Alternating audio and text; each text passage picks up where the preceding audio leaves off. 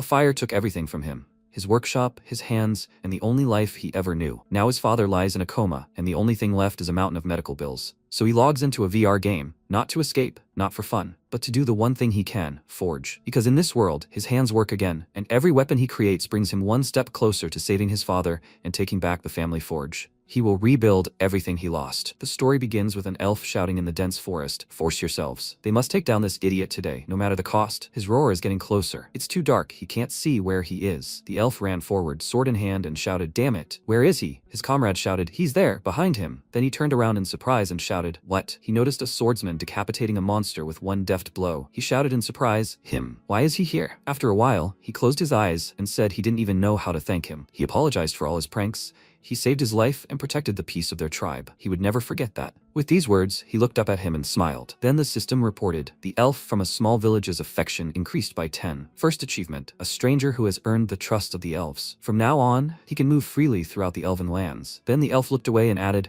"Oh, and his younger sister also wanted to say something." The elf blushed with embarrassment and, putting her hand to her chest, said something about that offer to become his companion. The system reported, relationship with the elf hunter plus 10. First achievement, first foreigner with an elf companion. He can now use elven equipment. The elf lowered her gaze and said that if it was him, she would not mind. Sometime later, they had a wedding, and a magnificent celebration began in the city. The young couple exchanged rings, and after some time, the system reported the first achievement, the first foreigner to marry an elf. At that moment, the man said, "Cut." Lee Sejin stood in the spotlight and said, he spent countless hours racking his brains over this. Ares is not just a game. All the characters in Ares are fully fledged AI that makes decisions based on their personalities. Ares is another world. At that moment, those present in the room began to say, was what he just saw really gameplay? No way. They looked so lifelike. He would never have thought it was graphics if it was true. Sejin smiled and said that this was more than just a realistic game. Purim had created a new world. Thanks to the implementation of super artificial intelligence, a divine being was born. The god of Ares evaluates players and can grant special abilities for their achievements. They will achieve nothing if they cling to the usual routine. They can become a hero, shrouded in legendary glory, or gather their own army and rule like a king. In other words, everything they could achieve in real life is available in Ares. And even more, what is impossible in reality becomes reality in Ares. At that moment, those present joyfully said, he doesn't know how true all this is, but with quality like this, he definitely wants to play it. The audience was screaming, "This is a masterpiece, Mr. Sejin. Where can I buy it? It starts right now." The year is 2045, and Ares is developed by Purim Co. Ltd. The reaction to the virtual game created by the genius Sejin was explosive. It influenced not only the gaming industry, but also world culture as a whole, and the number of players overnight exceeded 1 billion. A year later, the people gathered in the square were saying, "Wow, this is even more realistic than he heard. Amazing. Yeah, really cool. It really does feel like you've gone on a journey." They were in the starting area of Ares,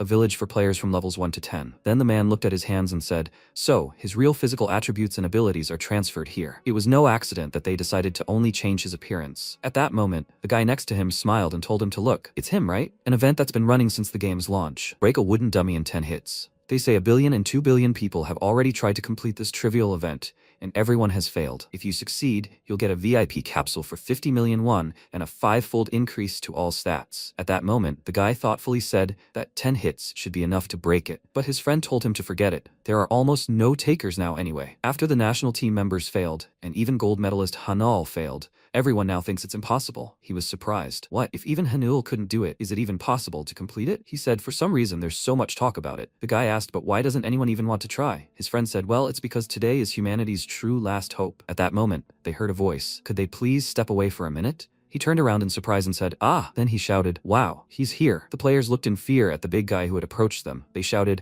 "Madosiok, the strongest of the primates." At that moment, the goblin's teeth tightened and his size increased, and he said, "So that's the feeling that even Hanul couldn't break, huh?" He walked forward, and the players behind him said, "He's huge. They say this guy can punch a bear with his bare hands. Why did that dummy seem so small next to him?" Just then, he approached and swung his arm to strike, and one of the people present asked, maybe he won't even need a few blows. Then Madosiok concentrated and shouted, "Well then, look, the 50 million won VIP capsule will be his." With that, he struck, and the others were surprised. Wow, the dummy flew a meter away. Will it really work this time? At that moment, watching the scene unfold from the big screen, Kim Tae-seok asked what she thought. Soyeon asked, "What do you think?" He could only hope he succeeded. Just no more angry phone calls, she pleaded. Then she looked away and added, "If this guy doesn't pull it off after Hanul, there'll be such a scandal." They created an impossible quest for hype. Ares is only thinking about recruiting players and ripping them off. Tomorrow, all the headlines will be blaring it. Then Tae-seok said thoughtfully, "So if he fails, they'll have to intervene in the system for the first time." But would the director agree to that?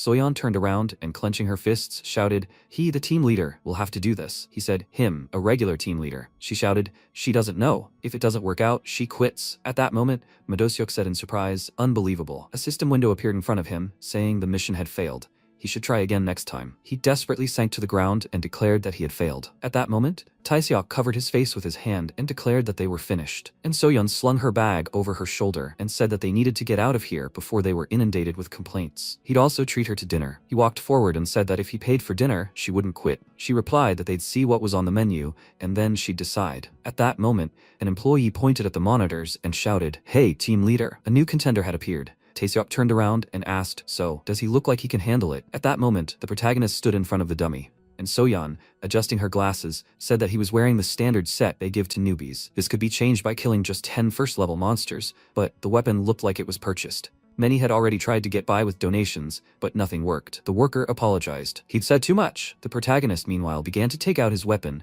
and Taeseok said thoughtfully, "Everything's fine." He himself sometimes wondered, what if? Well, he'll be back after dinner. At that moment, they walked forward, and then he turned around in surprise and asked, What was that roar?" The next second, his face changed with surprise as he noticed on the screen how the dummy had split in two with a single blow. The system announced a worldwide message. "Congratulations. He was the first player to destroy the wooden dummy. All stats +5, fame +200. Noticing this, Taeseok dropped his glass of drink and said, "Crazy. What just happened? Who was that? Is there really anyone left with such abilities?" Soyeon, also perplexed, looking at the monitor, said, "No. Madosyuk was last. Looks like an ordinary person." Taeseok was surprised. She should wait. This sword. She should check the rank of this. She sat down at the keyboard and said, "1 second." Then she looked at the monitor and was surprised. Huh? She looked at Taeseok and said, "Team leader, the result is somehow strange." He shouted, "And of course. And it would be strange if it was ordinary." She answered, "Right, but it's an epic rank." A system window appeared in front of them which said, "Daylight, rank, epic. Durability, 3000 out of 3000.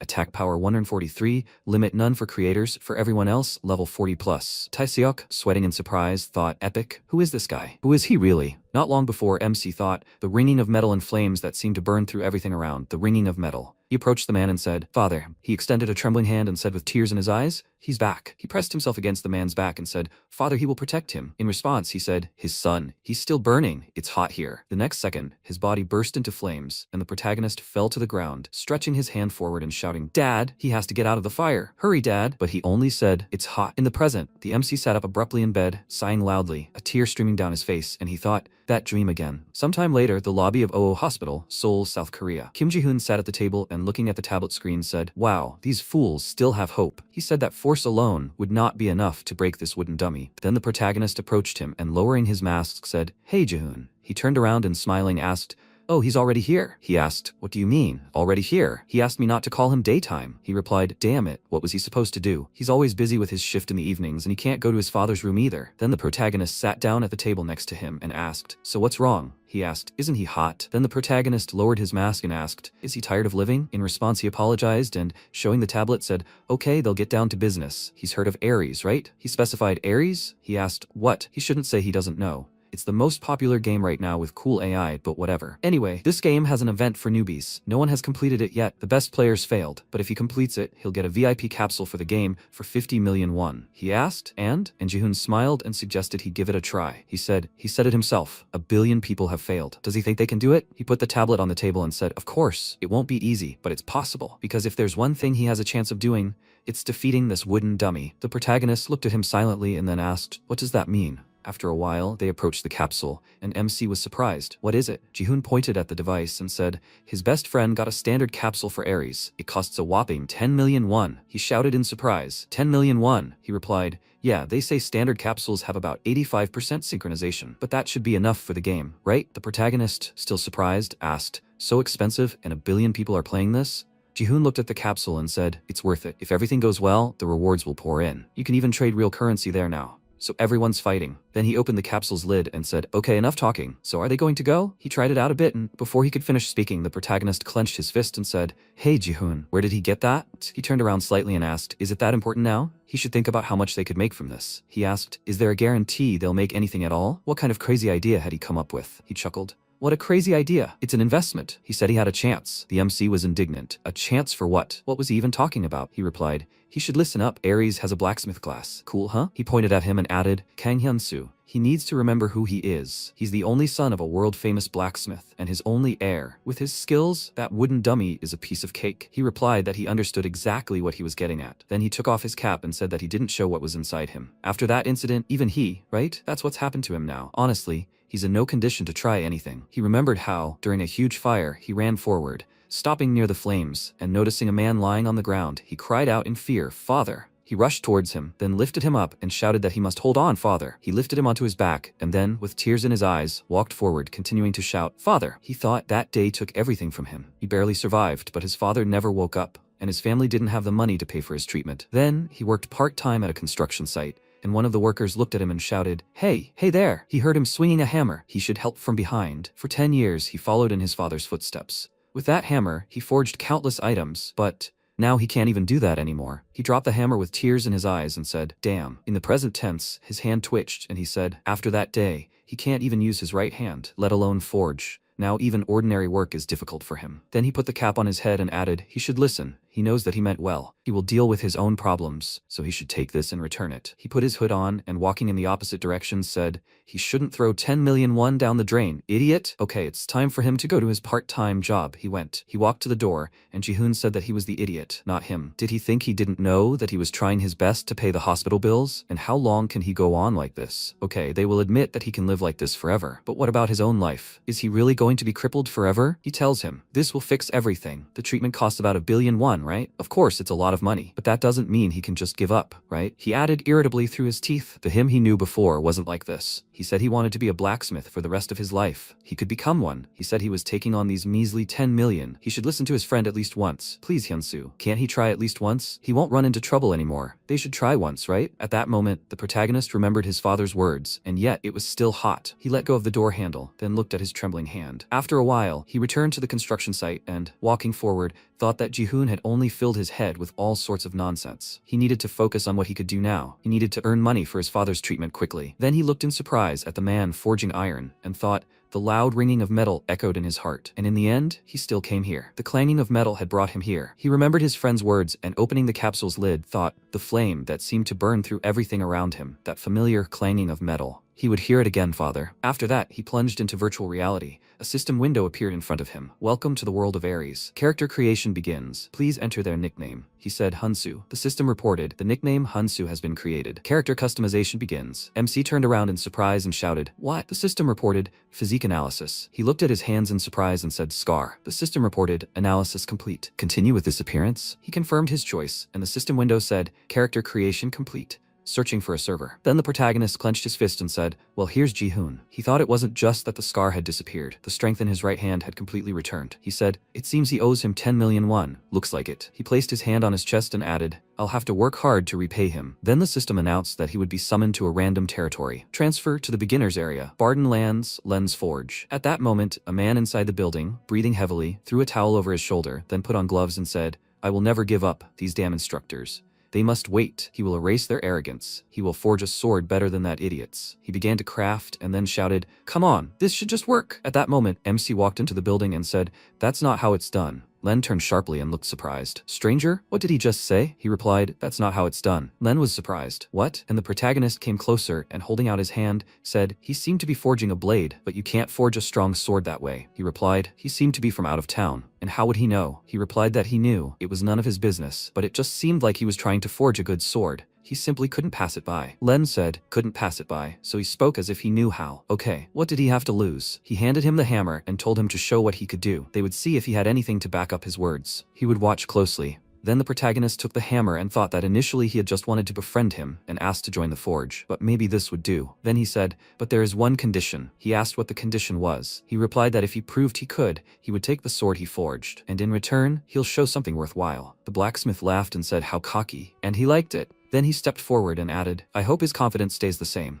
However, if he loses, he'll pay for his insolence. With that, he sat down on the bench, and MC replied, of course. After some time, he began crafting the sword and thought, 3 years have passed already. He'd certainly talked a lot of nonsense. And frankly, he wasn't sure he still had the grip.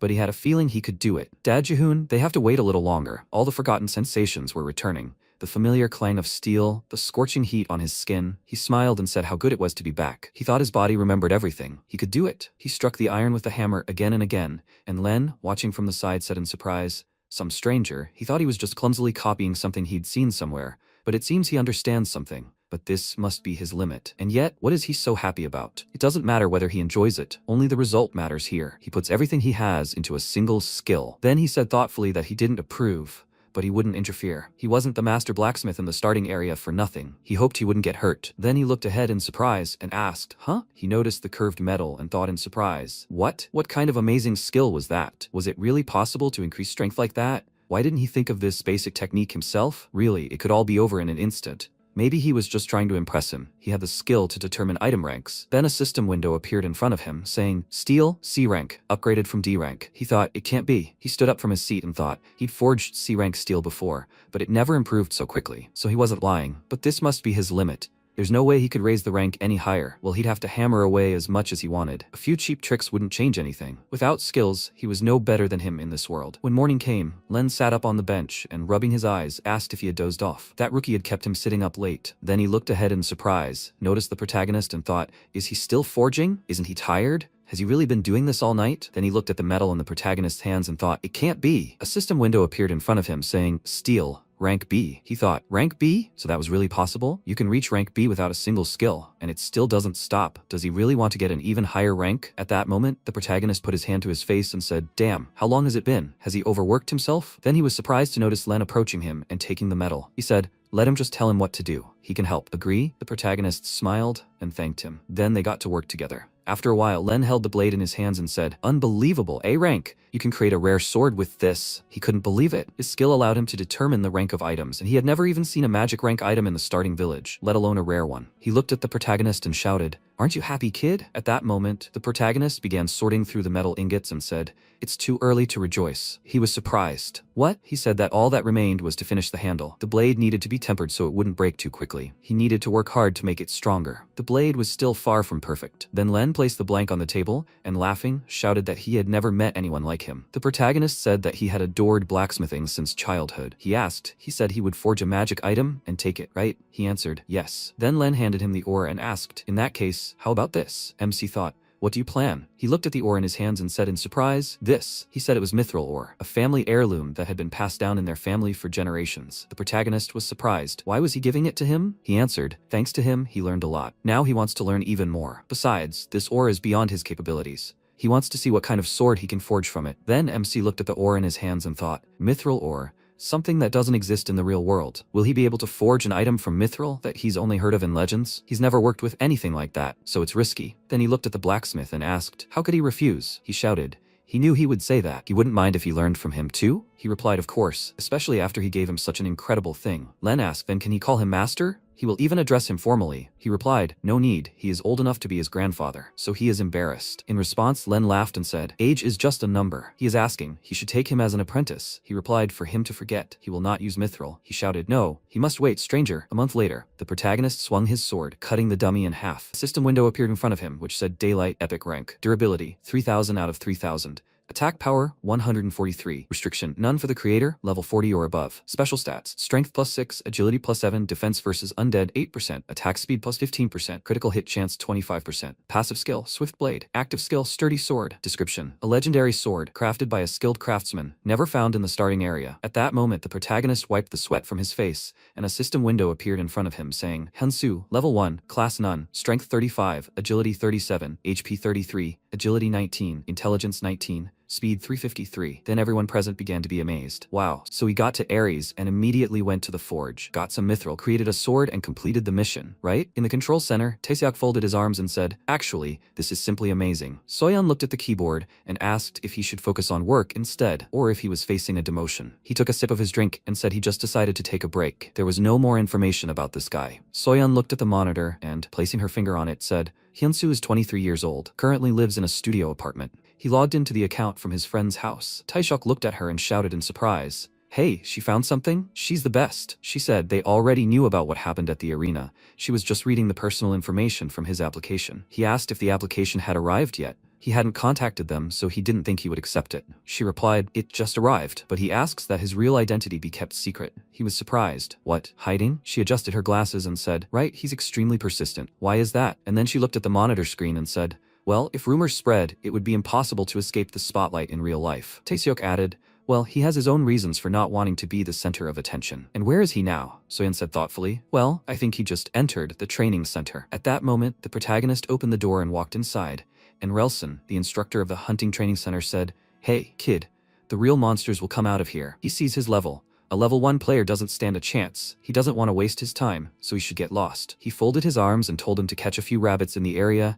and come back when he's ready. Then MC took off his hood and thought, doesn't he see his stats? He said he'll try not to waste his time. Relson sighed and said, "What a hassle." "Okay, he should take any of these swords and come over." In response, the protagonist reached for the hilt of his sword and said, "If any sword will do, can he use his?" After a while, a conversation began in the control center. He'd spent a whole month in the beginner's zone, which usually takes just 3 hours, and thanks to this, his base stats were off the charts. Most importantly, he had the only epic sword available here, and he still had no class or level 1. He'd managed countless artisans and apprentices over the years, but even compared to them, what was happening now was absurd. Should they really leave everything to the will of this world's god and not interfere? Just trust this super AI called Ares? Sejin looked at his laptop screen and asked if he was worried about this too. Team lead Taeseok. He was currently at the Barden Beginner Hunting Grounds. He probably had no idea that a legendary class offer was waiting for him. In the present, Relson frowned as he looked at the protagonist, thinking, this boy, he wants to use his own sword. Then he said, "A blacksmith's blade. He thinks he's a blacksmith?" Then he smiled and said, "What a pathetic fool to trade his future for such a worthless profession. This place is swarming with monsters on 3 sides. A single trained swordsman is worth more than any lousy weapon. So why would someone who chose a profession like blacksmith even come here?" At that moment, the system reported that Instructor Relson's affection had dropped by 10. The protagonist closed his eyes and thought that he had encountered someone like that in real life. A blacksmith was now nothing more than a futile dream, but in Ares, he felt his efforts could finally be recognized. The protagonist then asked, who was that? Of all the swordsmen who had passed through this training hall, who was the most outstanding? He wanted a test harder than his. In response, Relson frowned and thought, he may be rotting here as an instructor on a hunting ground, but he had trained countless students and would recognize talent when it was in front of him. He gritted his teeth in irritation and thought, some kind of newbie speaking with such confidence? The system reported that Instructor Relson had been provoked. Then he waved his hand and said, okay, we can try. The system reported, the test was offered. Then they walked forward and Relson told him to follow him. His job is to teach newbies the basics and test them. But for all the few who show real potential, he gives a special test, a record, a test of the 3rd stage. The next second, the dungeon bars opened and several swift 6th level goblins came out. Relson asked, was he sure? Since he insisted on such a reckless challenge, the punishment would be appropriate. If he failed, he was not to appear here for a week. He will hunt rabbits. Did he understand? In response, the protagonist asked, is the 3rd stage the final test? He asked, huh? The protagonist slung his sword over his shoulder and said that he would like to go through it all, until the very last stage. Relson, still angry, thought, take his training so lightly. This boy is testing his patience. Then he reached for the chain and shouted, so good. He'll see how he handles this. The next second, the grate began to rise, releasing the final, 4th stage of the trial, a monster. A mad level 15 goblin ran forward, swinging his swords. MC looked at the monsters and thought, almost no one in the entire world has passed the 3rd stage, and no one has passed the 4th stage. He pointed his sword forward and prepared to attack, then blocked the goblin's attack. The next second, the monster leaped upward, and swinging his weapon, the protagonist thought any blacksmith should understand this. He concentrated energy in his weapon, and then swung for a strike, and the system reported, Daylight, active skill, durable sword, increases physical attack by 52% and defense by 38% for 40 seconds. He thought, the power that this weapon carries. Then he delivered powerful blows and thought,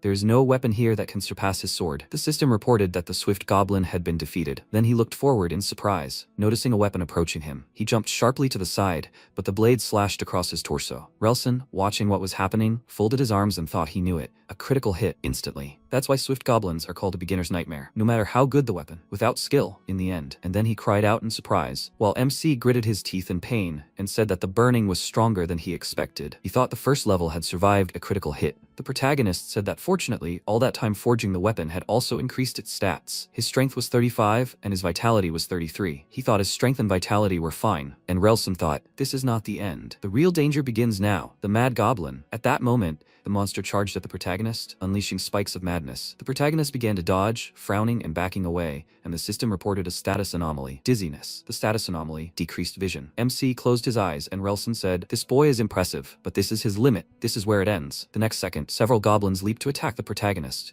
He held his sword in front of him and thought, I must concentrate. trust the weapon he had created, and simply do what it could. He then struck, and the system reported the epic rank passive skill, Daylight Swift Blade, increases attack speed by 1.7 times for 1 second. The protagonist then rushed forward, cutting through several monsters in his path, and thought that with this, he could overcome the level difference. At that moment, those watching were perplexed, and MC landed. The system reported, the Mad Goblin defeated, the Swift Goblin defeated. Then Relson smiled and thought, this boy, he did what no one else could. He walked forward and said, his blows looked crude, but each swing revealed the true power of the blade. He must have dabbled with a sword before. The protagonist smiled, looking at him, and said that he simply understood that a blacksmith should be able to wield the weapon he creates, nothing more. At that moment, the system reported, Relson had an epiphany. He closed his eyes and said, these muscles, the scars on his arms, I understand. So this is what he is, a true blacksmith. He apologizes for his earlier rudeness. The system reported, Relson's sympathy has reached its maximum. Then he asked, will he listen to his proposal? He says this because he sincerely respects his talent. Has he ever thought about becoming a Mad Lord? The system reported that a strike class was available for the Mad Lord class change quest. At that moment, Taeseok cried out in surprise. What? Something impossible was happening. An offer to change classes to a Mad Lord, a class that even surpasses the epic Mad Knight. Soyeon said, that alone makes him a special second-class player. Taeseok said, that's good. That's very good though. He thought, accepting the class change quest would mean cutting off his own path back. At that moment, Relson spoke up. The Mad Lord commands hundreds of Mad Knights. Will he become the guardian of this world? What will he say? He doesn't throw around offers like that. With his talent, he could become the king of knights. MC replied that he appreciated it, but he had to refuse. He's a blacksmith, not a knight. Relson said, he really is magnificent. He smiled broadly and added, truly magnificent. The protagonist thought he'd never pick up a hammer again, but here in this game, he felt it.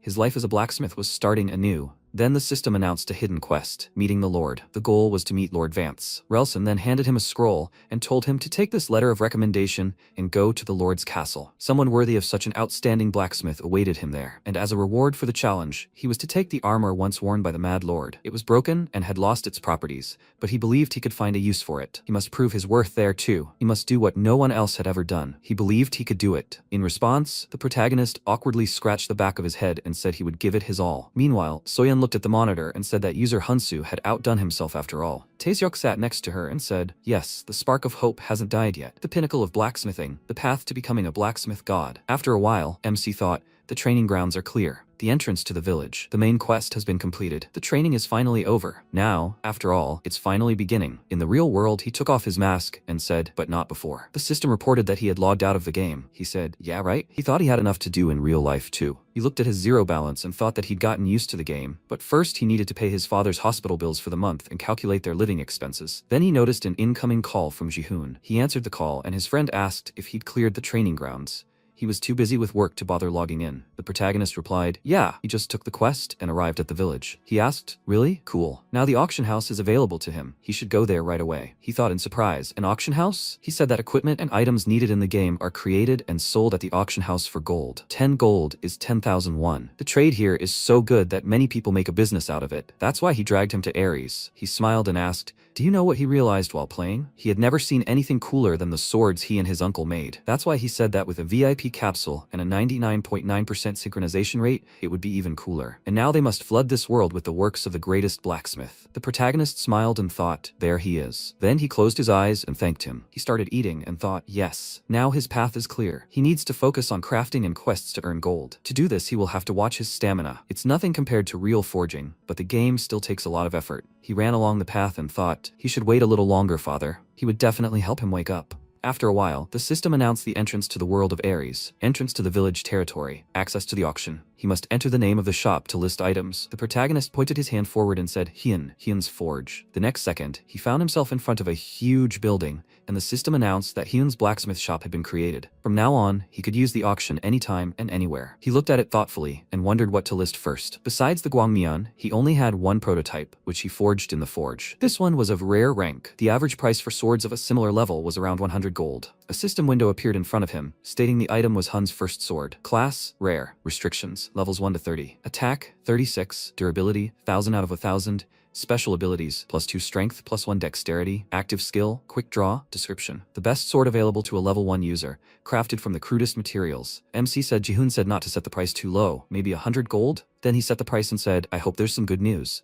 While he waits, he'll find out more about the village. At that moment, players noticed the auction and started discussing whether it was created by a player without a class. Unusual. And yet, why is the price still rising? Then user Blam wrote, Deputy Guild Leader, has he seen this one before? Isn't that crazy? Golden Shield Guild. They say the creator of this sword is a level 1 user without a class. Everyone is shocked, because he made the best sword from the simplest materials. Moreover, they say it can even be improved. The Vice Guild Leader said, well, the worse the material, the lower the chance of success. Blam replied that he must have used materials of the same rank, so he saved even more. He wrote that with such a small investment, it will last until level 50. Whoever he is smart. He replied, he even gave it a name, the First Sword. This is the first collectible from the creator. With some mastery at level 1, that in itself is valuable, right? He asked, valuable? He replied that they will gain prestige. After all, they were the first to recognize and buy his work. The Vice Guild Leader wrote that he is a genius. He replied, then go ahead. At that moment, the protagonist closed his eyes and, folding his arms across his chest, thought that now that the auction was listed, it was somehow awkward. After all, he hadn't forged for a long time, and even then he was just getting used to the game. Then he noticed a notification. The item, the first sword he listed, had been sold. Sale completed. Adventurer's log, board, equipment inspection. A magazine appeared in front of him. He asked in surprise, has it already been sold? The pages of the magazine started to turn, and the MC said, but he put it up for 100 gold. How much did they sell it for? Then his eyes widened in surprise and he shouted,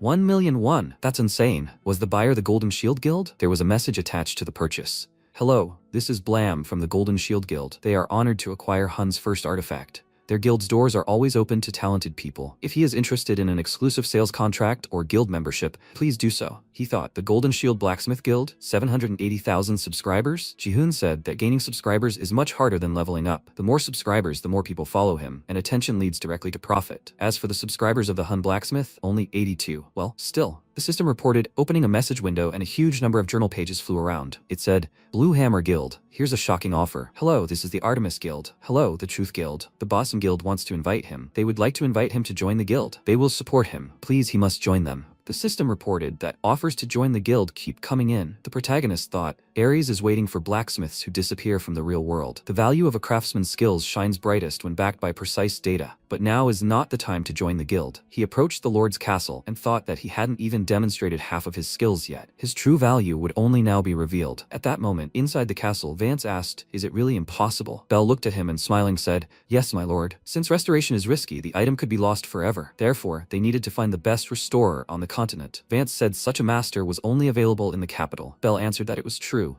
but he refused to meet with anyone. They couldn't lure him here, to the lands of Barden. He said okay, but he couldn't abandon his lands and go himself. This was the only relic left from his father. With these words, he looked at the destroyed weapon and added, no one had seen a bow like this before. He had no choice. At that moment, Bell thought, almost ready. The system reported, user Bell, levels 100. Class, rogue, no class, temporarily disguised as a blacksmith. Skill, false promise. He thought that he had spent a week ingratiating himself with Lord Vance. Now it was time to reap the benefits. Then the Lord said, so the price for the restoration will be 300 gold. Before he could finish speaking, Bell smiled and said, yes, if he entrusted it to him, he would take it to the capital and restore it to its best condition. At that moment, the protagonist entered the room and said, this bow can be restored right here. Bell looked at him in irritation and thought, damn, who is this idiot? He's ruining everything. Vance asked, what? He can restore this burnt bow right here? Guards, who is this man? The guard replied, yes, my lord. It is the one who came with a letter of recommendation from Instructor Relson. He asked, Relson? Oh, he means Relson from the training camp for novice hunters? As Lord Barden, he asks him, he should tell him about his skills and experience. At that moment, the system reported, Lord Vance was requesting information about his class and level. In response, MC introduced himself and said that he was level 1. He had no class. At that moment, Bell shouted in irritation, unbelievable. A level 1 dares to insult a lord, and without a class at that. Doesn't he know that restoration is only available to blacksmiths above level 80? Does he even know this is an epic recurve bow? He shouldn't interfere in his affairs. He spent a week on this. He must leave. In response, the protagonist pointed out that he was mistaken. This was far from a recurve bow. He stepped forward and added, this is a gakgung bow. He looked surprised. A gakgung? The others looked at him in surprise. Then MC pointed to the destroyed weapon and added that he had heard from the guard Becker that he wanted to restore his late father's burnt bow, a gift once received from a mysterious stranger. It was a unique bow, the likes of which had never been seen here. Then the Lord said, enough. He was usually generous to strangers in his lands, but he was tired of false tales about family heirlooms. From now on, he should only say what he could vouch for. The protagonist asked him to allow him to clarify one thing. This bow may have been a gift from a stranger,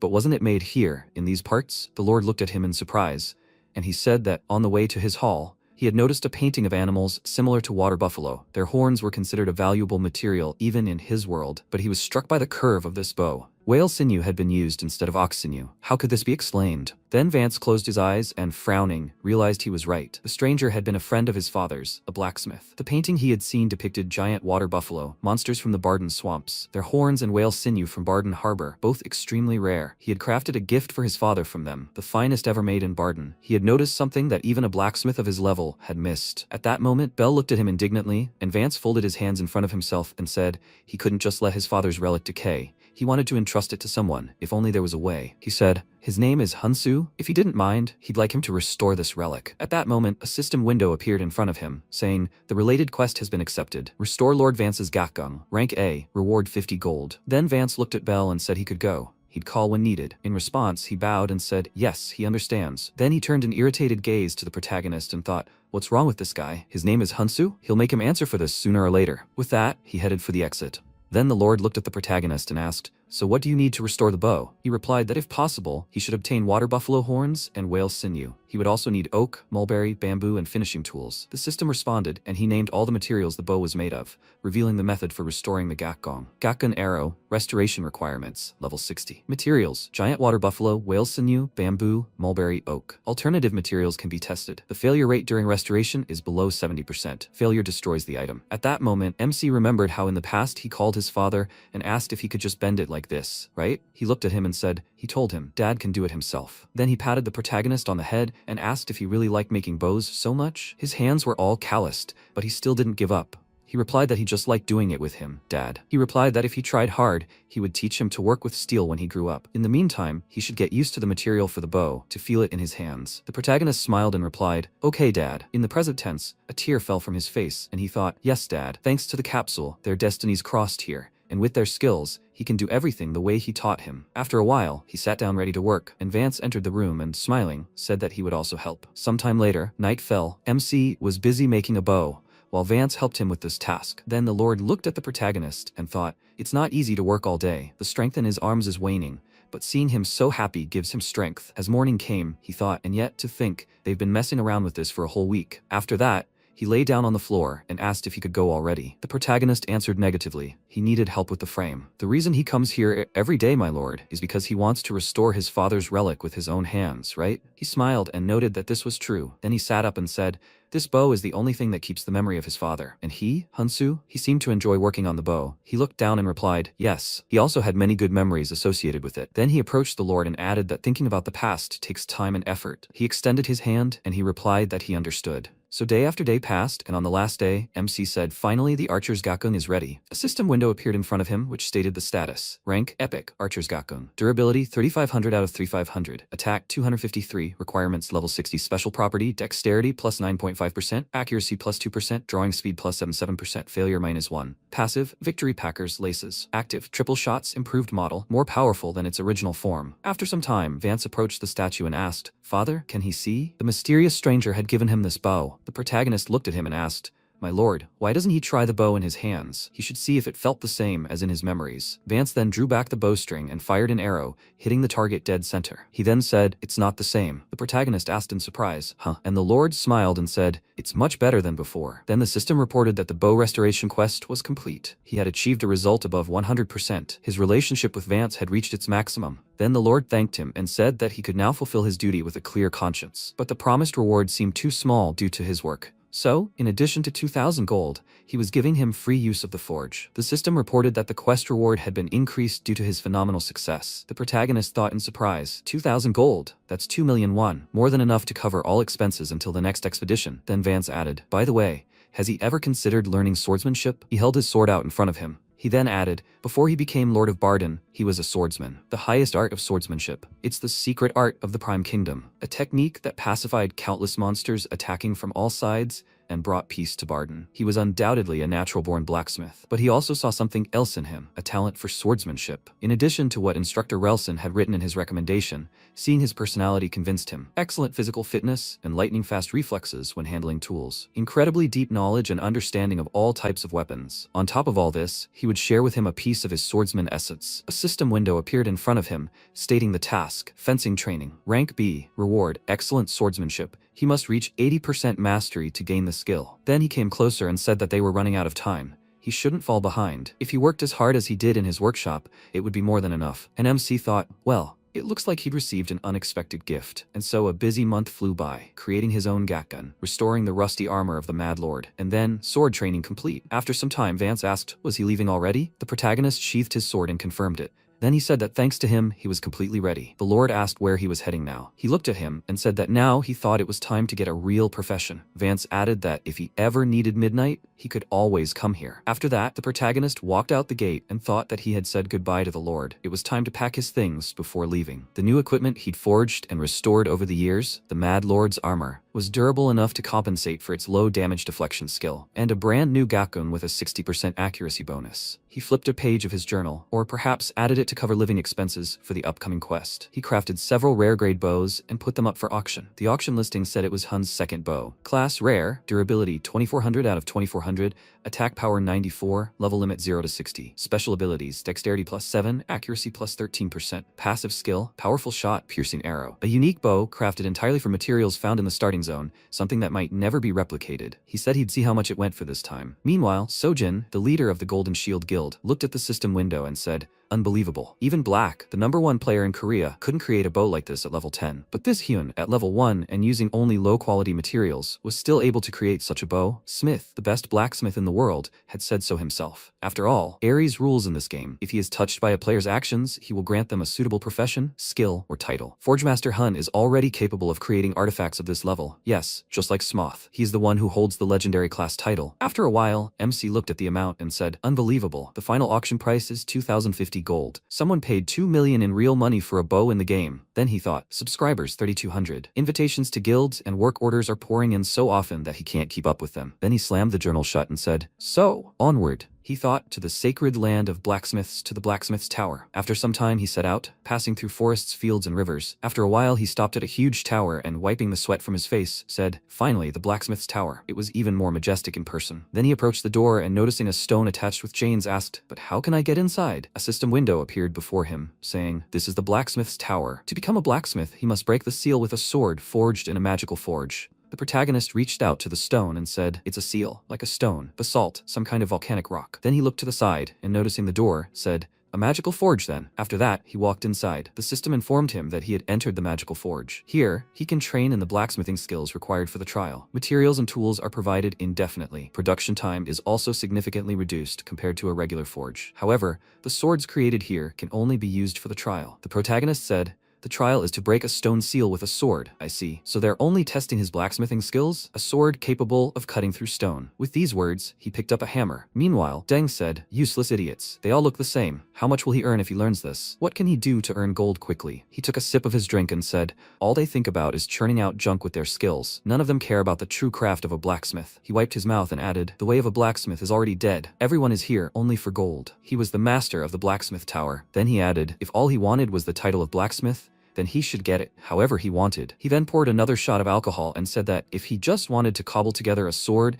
and swing it around without a soul, then that's exactly what he'd get. His role here was over. No one would ever cut the sealing stone. Maybe scratch it at best. Then he frowned and said, no, absolutely impossible. At that moment, MC said he would forge a Damascus blade. He put on the glove, and the system reported that only master blacksmiths could forge Damascus steel. They recommended starting with a simple iron dagger. He said, with unlimited materials, if you know the method, you can at least try. Then he closed his eyes and remembered his father saying, Hinsu, even a sword can cut stone. He would pass on to him the forging method he once developed. The protagonist declared that if he followed his father's teachings, he would succeed in this task. Perfect smelters and equipment created by magic, everything necessary for forging Damascus, an unlimited supply of various ores, even a reduced production time. This game is simply insane. He struck the metal with his hammer and shouted that he would forge with all his heart. Meanwhile, Dung lay on the windowsill, lost in sleep. But the next second, he suddenly opened his eyes, screaming loudly. He looked out the window and asked, what is that shaking? The tower, it's shaking. Someone is forging. Then he went down and looked outside again, asking, what on earth is going on? Then he noticed the stone split in two, and the door began to open, releasing a bright light. He said, it can't be. Someone cut the sealing stone. At that moment, MC approached him. He said, the god of blacksmiths has finally appeared. The protagonist awkwardly apologized and asked, did he pass the test? After a while, they started descending the stairs, and Deng said that until now they had been measuring abilities by the sealing stone.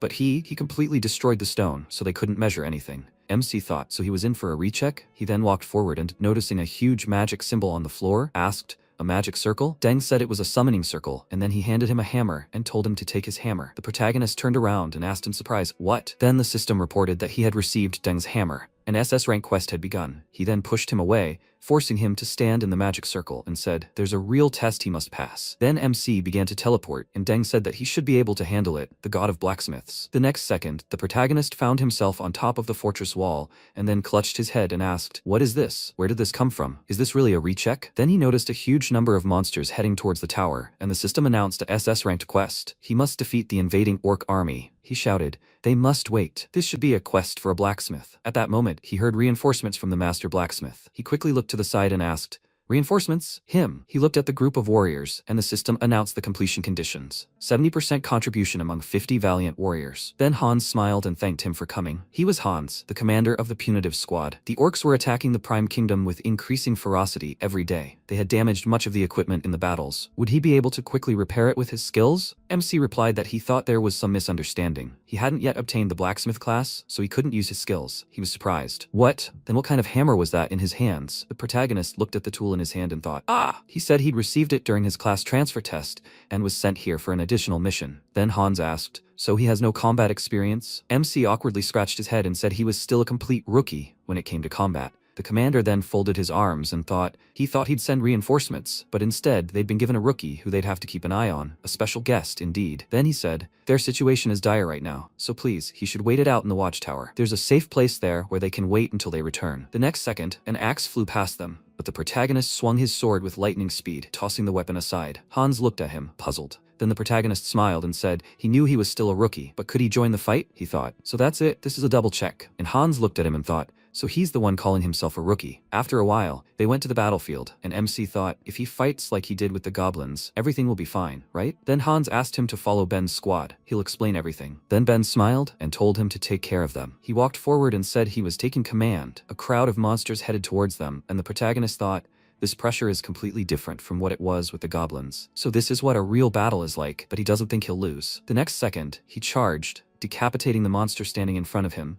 and the system reported that he defeated a level 10 orc. He received 86 experience points. He thought his month of training had paid off. The system reported he'd leveled up. At that moment, Ben, defending himself with his shield from monster attacks, looked at the protagonist and thought in surprise, he really has no class? He's amazing. Then MC quickly glanced to the side, noticing a monster leaping forward and thinking Ben was in danger. He changed his weapon to a Korean bow, then drew the bowstring, and taking aim, fired, hitting the monster squarely in the chest. Ben turned sharply and looked at the protagonist in surprise. The protagonist then fired another arrow, piercing several more monsters. After that, the system reported he'd leveled up. Ben looked at him and thought he'd sent that huge orc flying with a single arrow. Was that even possible? At that moment, Hans shouted, he needs to pull himself together, Ben. The orcs are targeting Hunsu. They're attacking. At that moment, he looked at the protagonist and ran towards him, thinking that he was in trouble because he was saving him. He frowned and thought, how could he have gotten distracted in the middle of a fight? Because of him? Because of him, Hansu. At that moment, the monsters had already pointed their weapons at the protagonist, and at that moment, he used the weapon change, Daylight. He swung his sword and shouted, Fury. He dealt several powerful attacks at once, turning and moving forward. The system reported, Fury indiscriminately attacks all enemies within a 10-meter radius. Then he dealt several more attacks to the next monster, cutting it into several pieces, and the system reported he leveled up. Contribution, 19%. At that moment, Hans smiled, looking at him, and thought,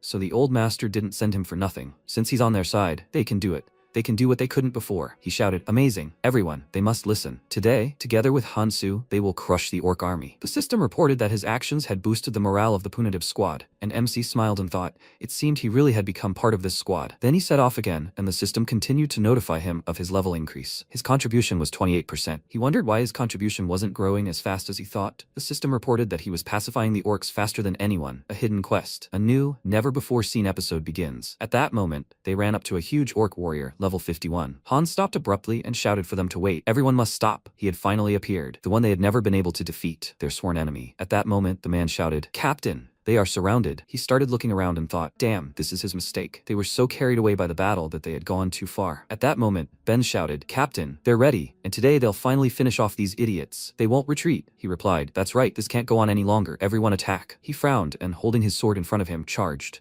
and the protagonist, watching from the side, drew back his bow and thought, damn, they've all lost their heads and rushed into battle. I need to cover them with my bow. The next second, he fired an arrow, but it bounced off an orc's helmet, and he thought, arrows don't penetrate. He said, this Korean bow has properties that increase penetration and accuracy. At that moment, the punitive squad continued to fight the monsters, and MC added, but the orc warrior's skin is as tough as armor. A bow alone won't do the trick. Hans thought, is that still not enough? Will we have to retreat? He charged and shouted, no, they can't retreat anymore. But suddenly the monster swung his weapon, causing the commander's hand holding the sword to fly to the side. He fell to the ground, and the protagonist said in fear, Hans, Captain Hans. Then Ben thought he heard them. While the others began to help Hans, he clenched his teeth and thought that no matter how hard he tried, he couldn't penetrate their armor. Then he said, if this goes on, they will all be killed. At that moment, MC clenched his teeth and shouted, that's it. They will continue like this, and they will all be destroyed. They need to immediately regroup and go into deep defense. They must quickly retreat into the forest behind them. He will catch up with them soon. Ben shouted for them to listen to his order. They need to carry the captain to a safe place and regroup. They must retreat into the forest, quickly. They must maintain defensive formation. While everyone was running to the right place, Ben approached the protagonist and said, sir, they will slow down in the forest too. At best, it will only give them a short respite. And the protagonist frowned and said, just 5 minutes. They can only hold out for 5 minutes? He answered in surprise, right? They'll hold out no matter what it takes. With these words, he clenched his fist. After a while, MC ran into the forest and thought, does he think arrows can't pierce thick armor? No. He stopped in a bamboo grove and took out his hammer. At that moment, a system window appeared in front of him, which said, Deng's hammer, epic. Special characteristics, passive skill, copies consumables, active skill, shortens cooldown. Description. The hammer once wielded by Deng from the Blacksmith Tower. He thought, it's possible. Meanwhile, the warriors rushed into battle, trying to attack the huge monster from different sides, and Ben, holding on with all his might, began to rise and, leaning on his sword, said,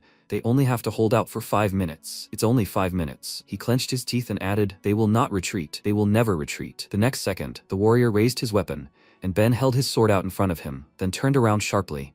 But at that moment, a huge wound appeared on the monster's neck, and it began to fall to the ground. Ben looked at this and wondered what was happening. He looked into the distance and noticed the protagonist, who fired an arrow. The monster began to scream loudly, and then the protagonist added another arrow, hitting the monster in the back of the head. Then he added and prepared 3 more arrows, and Ben shouted, Mr. Hunsu. MC was holding a Hun Pyeongjeon, a rare one. Attack power, 55. Special ability, piercing power plus 70% arrow speed plus 60%. Description. Thanks to its short shaft, this arrow flies faster than others and has a destructive force capable of crushing even stone. He thought it was a tonga made of split bamboo. Aegisol. Arrows sharpened and then recreated with a Deng hammer. Combine this with a Korean bow. Then the system reported that the Gakgung and Aegisol had been activated. Set bonus. Attack power plus 25%, strength 10%. While the warriors defended themselves with their shields and struck with their swords, the man ran forward and shouted for them to fight back. They must give Lord Hunsu a chance to attack. They ran forward, and then the protagonist thought the weapon's penetrating power is comparable to a fatal rifle. Then he fired a powerful arrow,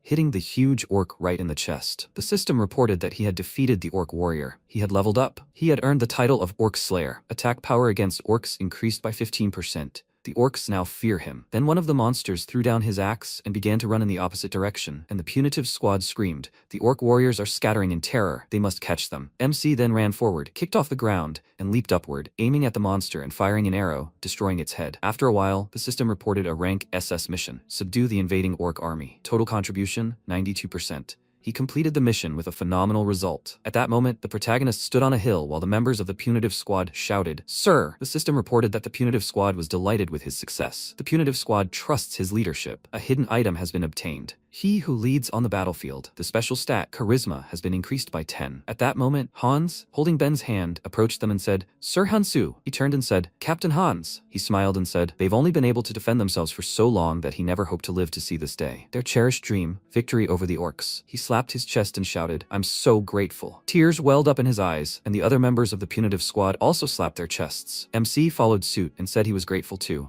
He thought, the extra test is over. He looked into the distance and wondered, now should he go back to the blacksmith's tower? He awkwardly scratched his head and asked, but how should he get there? After some time, the central tower, the blacksmith's hall. Deng said, the blacksmith's tower has fallen into disrepair. All honor and glory goes to the knights. Only those blinded by the lust for gold come to the blacksmith's tower. They need someone with the true soul of a blacksmith. And that's the one who will be worthy of taking up this sword. At that moment, several people stood in a circle with the sword in the center. He added, many candidates had come here, but the prophecy never came true. A prophecy left by the blacksmith god in the distant past. A prophecy that a successor would appear and restore their former prosperity. Coulson asked, and lo and behold, of all the tower masters, only one was worthy of passing the test of the sword. Wasn't it the great Deng? He chuckled and added, but what if the chosen one was just a hoax, gathering everyone, tearing them away from their work, only to say they were giving the right to the test to some young foreigner? He was the master of the bow tower, the tower of blacksmiths. Deng looked at him and asked, Coulson, didn't you read the letter he sent? This is a well-earned right, given to the one who passed their test. Moreover, he didn't even change class. But he led the soldiers and, demonstrating the mastery of a blacksmith, destroyed the orc warriors. One of those present asked, destroyed them? Even without a class? Then Deng said, this test is based on a prophecy. The successor of the blacksmith god will be stronger than all. So this sword will provide the final answer. He thought he would soon see everything for himself. At that moment, a subordinate entered the room and called Deng, reporting that Lord Hunsu had arrived in the hall. He said, okay, he was supposed to bring him here. The next second, the protagonist opened the doors and walked forward. Deng said, welcome, stranger. He had passed the test and earned the right to enter the blacksmith's sanctuary. Moreover, he earns the right to challenge the sword of space left by the blacksmith god. MC looked at the sword in the center of the circle, and Deng added, the moment he touches the sword, everything will be decided. After that, he will receive a worthy reward. He thought, a worthy reward? After all, he had completed an S-rank additional task during the class transfer test. Perhaps it will be a legendary class? Then Coulson folded his arms and said that he congratulated him. Standing in this sacred place was an impressive sight, to display such ingenuity at a critical moment. However, the arrow he created was merely a semblance of a solinarion. In the end, he was simply lucky. Without this epic rank bow, he would never have passed the test, and now he must obtain it. They will see if luck smiles on him again. Then the protagonist thought, these are the masters of the blacksmith tower, each of them a living legend of Ares. They are elite named NPCs, each with titles and levels that inspire awe. A system window appeared before him saying, Coulson, Bow Tower Master, Blacksmith Tower, level 365. He thought, impressive, of course, but he doesn't think his skills are inferior in any way. What if they competed, relying only on their own strength without any powers? Then he walked closer and said that he could. Then he looked surprised, and the others froze in anticipation. The sword suddenly shattered into small clots of energy that flew at the protagonist's chest, and he asked in surprise, what is this? He started clutching his chest, wondering where the sword had gone. Deng approached him and, smiling, said just as he thought. He laughed loudly and shouted, so this is what the prophecy comes true. Until now, they've only followed rituals and procedures. If he were a true successor, he wouldn't even have to touch the sword. At that moment, Coulson frowned and thought, damn it, he can't accept this. Then a system window appeared in front of the protagonist with a congratulation. It said, Ares' first god class. He thought, he's not some brat. He's new to this. The system reported that he received the class Godsmith. He thought, Godsmith? God class? And the first in the entire history of Ares? Then the system reported a unique title of the SSS rank, Godsmith. When crafting artifacts, he is not limited by the level of materials. His mastery increases depending on the artifact type. As a blacksmith, he will become the strongest. The class quest, the sword trial, begins at level 100. Those present began to mutter. The sword had chosen this stranger, meaning as the prophecy stated, he was the successor to the blacksmith god. The next second, Coulson shouted indignantly. He couldn't accept this. They, the tower masters, were waiting for a great successor who would receive the revelation of the blacksmith god. It couldn't be said that the sword's choice was the will of the blacksmith god himself. At that moment, Deng shouted indignantly, Coulson, the prophecy is immutable. He turned and shouted, this is not a farce. The successor must be recognized by all the tower masters. This is also part of the prophecy. Therefore, he, Coulson, the master of the bow tower, challenges him, the stranger, to a blacksmith's duel. With these words, he pointed his finger at the protagonist and added that only if he defeats him in this duel will he recognize him as the successor. But if he wins, he'll renounce the title bestowed by the sword of prophecy. He'll renounce it. Deng shouted indignantly, he's gone mad, and the others must seize Coulson immediately. But those present began to awkwardly avert their gazes, and Deng thought, these guys? Coulson said, running away is also an option. In that case, he'll make him deputy tower master, if of course he obediently undergoes his training. Then he laughed loudly and MC said, very well, he accepts the challenge. A secret skill was used. Coulson said, blacksmiths. The protagonist added, they speak through their skill. The system reported, now he can use divine crafting. The system reported a blacksmith duel, quest created, rank S. He must defeat Coulson in a duel. At that moment, he frowned and said that their duels were different from knights. A blade forged in a forge with a soul. The rule is simple. They fight with swords they forge themselves. The one who breaks first loses. The best forge is already prepared in the hall. He pointed a finger at the hall and said that now that he has the skills of a blacksmith, one day should be enough for forging. If he really is a god blacksmith, then see you tomorrow. With these words, he smiled and headed for the exit. Then he looked at the protagonist and said that he agreed to the duel too hastily. Coulson is one of the most skilled tower masters. Even after gaining the power of a god, he still needs time to gain experience. The protagonist noted that this was true. If he'd remained in his previous profession, this battle would have been impossible for him. The in-game world is an arena. Here, incredible buffing skills depend on level and titles. Furthermore, each tower master has their own unique abilities. But when he became a god, these distinctions faded. No, now the only real difference is pure mastery. He looked at the hammer and thought, thanks to the skill he'd acquired, At that moment, the system reported, Level 1 skill, Divine Creation, Active skill, rank, God. He looked at the hammer in his hands, and a description appeared before him. He could create any artifact he desired and imbue it with any effect. The higher the rank of the effect, the more complex the creation. The effectiveness depends on the creation skill and ranges from 0 to 100%. Meanwhile, Coulson crafted his weapons and, frowning, thought that he was a swordsmith, forging swords. He was the rightful heir to the art of sword forging, passed down through generations, inheriting his father's craft. But then someone far more skilled appeared. So instead of a swordsmith, he was forced to become a master of the bow tower. It was bitter, but he decided to resign himself and serve the great Deng. But this Deng had brought some stranger, a nobody, and elevated him above him. He gritted his teeth in frustration and thought that he would not tolerate this. He swung his hammer, then delivered a powerful blow. Meanwhile, MC, sighing with fatigue, looked at the blank in his hand, and Deng, watching him, thought, the process of imbuing artifacts with abilities and effects follows the basic law of equivalent exchange. To gain an advantage in this duel, he must emphasize durability and maximum force, the weapon's ability to destroy. This means that to obtain the desired ability, he will have to forge an item of the highest rank. But Hyunsu's durability and properties are only of the rare rank. Hyunsu, what are the plans and abilities of a blacksmith god? After some time, the opponents met in the arena, and Coulson, smirking, said that since he didn't run away, he guessed he must have forged something overnight. They would see if his creation was truly worthy of the heir of the gods. Then he began to draw his sword from its sheath and added that he should first let him present his sword. He pointed the weapon forward and a system window appeared before him. Coulson's Dark Knight, unique. Durability, 12,000 out of 12,000, attack power 654, special abilities, durability plus 15%, sword mastery plus 2 levels, passive skill, weapon destroyer, active skill, light of the Dark Knight. At this moment, Deng folded his arms and thought,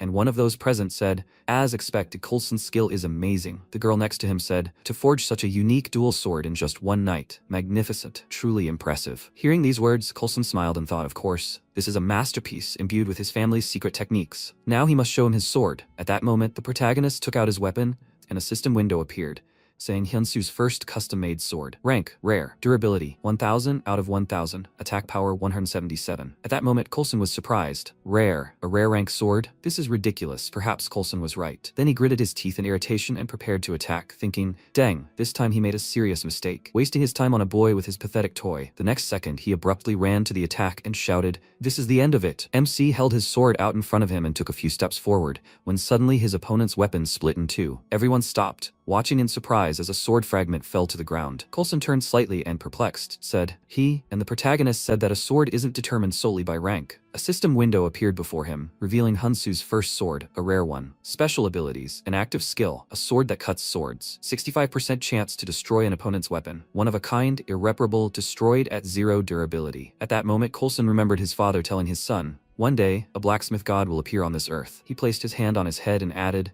the one who will shatter their understanding of the world and lead them, bringing a new teaching. And everyone will have the chance to meet him. Coulson looked at him and smiling said, Father, if he too becomes a great blacksmith, will he be able to learn from him? At that moment, Deng smiled and thought, simply breaking a sword wouldn't be enough to convince the tower masters, so he'd forge a sword that could cut swords. And not long before, Deng had asked, is such a thing even possible? MC had said it was never easy. Creating an artifact of the required level always comes down to the blacksmith's skill. He smiled, looking at it, and a system window appeared in front of him, saying, a special creation of a god. The higher the effect level, the more difficult the creation, with efficiency ranging from 0 to 100% depending on the crafting skill. In the present, Deng looked ahead and thought, Hyunsu has all the knowledge and skill to bring such an idea to life. At that moment, Coulson had said, a god blacksmith, could he also dig up such a sword? The protagonist smiled, looking at him and said, the word impossible doesn't exist. Then Coulson began to cry. He dropped to one knee and said, Coulson, master of the bow tower, now stands before the blacksmith god. The system reported, blacksmith duel, quest complete. Coulson then approached the protagonist holding a chest in his hands and calling him, asked him to accept this. For a start, 500 gold. With these words, he opened the chest and showed the coins. The protagonist, looking at this, smiled and thought, is this a reward for the quest? Then Coulson held out a scroll and added, and this scroll with the drawing of the legendary bow. This was transmitted in their blacksmith tower. Then the system reported, he has received the drawing of the legendary bow, one of the 10 treasures of the blacksmith tower. Then he said, this bow, he was never able to do it. Pass it on to someone who can become great. That is the true purpose of this. Then Deng closed his eyes and said, now that the god of blacksmiths has finally appeared, they too will start from scratch. Therefore, Mr. Hyunsu, he asks him to ascend to the pinnacle of power and explore this vast world. Then MC waved his hand and said, the ascent of a god begins. After a while, he and Jihoon clinked drinks, and the protagonist shouted, hooray! His friend smiled and said he couldn't believe he was drinking beer at Hyunsu's expense. And he even changed his class to divine. He recommended Aries to him because his talent was wasted, but he never imagined he was so good at games. After all that suffering in the forge, he finally made it. So what's different about the divine class? He replied that he didn't think there were any drastic differences right away. What's more important is that he needs to pay his father's hospital bill tomorrow. Meanwhile, another 10 million won has accumulated for treatment. Ji-hoon then lowered his gaze and said, by the way, he found out about that new medicine for his father he'd asked about, but it's not covered by insurance, so he needs to prepare at least 20 million won. Besides, he needs to treat his burns too. Classes alone won't make him any money. There's a limit to how many artifacts he can forge and sell. Basically, he needs to level up and earn fame. The protagonist thought, the ascension of a god begins. Then Ji-hoon raised his hand and added, he needs to establish connections with the most famous people in Aries. That way, he'll be able to get much better rewards and rare items, even for quests of the same level. And then, using that as a foundation, he'll create even better artifacts. MC looked at him and thought, connections with the most famous person. Then Ji-hoon placed his hands on the table and said, so he has an idea. He just needs to wait a little. He'll get the best achievements and carry him along. The protagonist sighed in response and said he'd rather try not to get fired. But he countered. He was serious. After a while, a discussion started on the site. Did they hear that, people? The perpetually 21st place lord finally got a legendary class. Damn, this is just insane.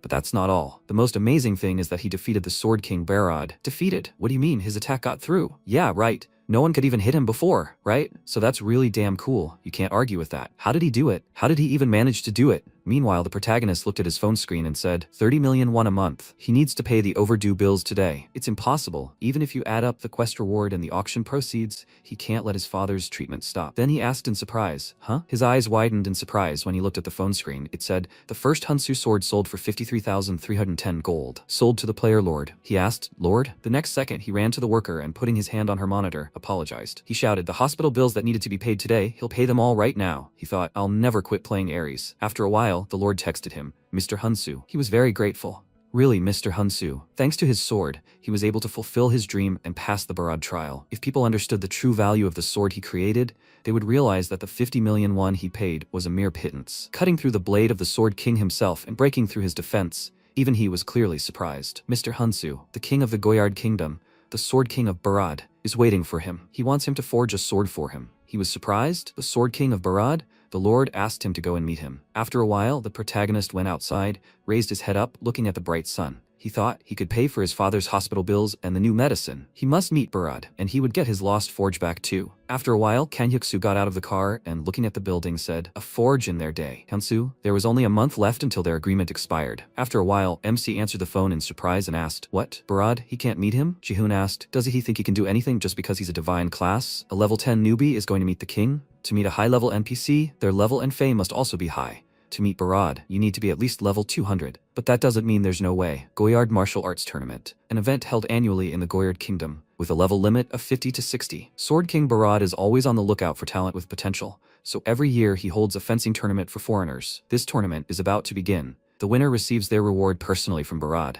If he wants to meet him right now, this is his only chance. Sometime later, the protagonist was riding in a cart and looking away, remembered Deng's words. Mr. Hunsu, he recalled, he must go to the land of Castle. This is a land on the border of the northern kingdom of Drum, where hellish undead rage daily. There, his abilities will be needed more than anywhere else. He thought about the land of Castle, a war zone where they repel monster invasions. According to Deng, this is the best place for quick leveling, exactly what he needs. He must handle this, whatever the quest. After a while, the system reported that he had entered the territory. At that moment, Render looked at him and, smiling, asked, are you reinforcements from the capital? Excellent. Any fighter is worth their weight in gold now. He was a level 76 centurion. He added, the number of advancing undead is growing. MC came closer and said, he says it's growing. Do you know the reasons? He looked at him and replied, well, when the sacred Rama's bell rang in the lands of Kassel, the advancing undead weakened, and it was easier to deal with. Until recently, the ringing of the Rama's bell scared away even the distant undead. The protagonist thought, so that's how the system works. Then Render added, but recently it's shattered into pieces. They were caught off guard and barely had time to strengthen their defenses. The enemy sensed this and began to gradually creep closer. The protagonist asked, can it be fixed? He was surprised, huh? Could it really be from Master Deng? He awkwardly scratched the back of his head and confirmed it. He was indeed sent by Deng, the head of the Blacksmith Tower. Render said,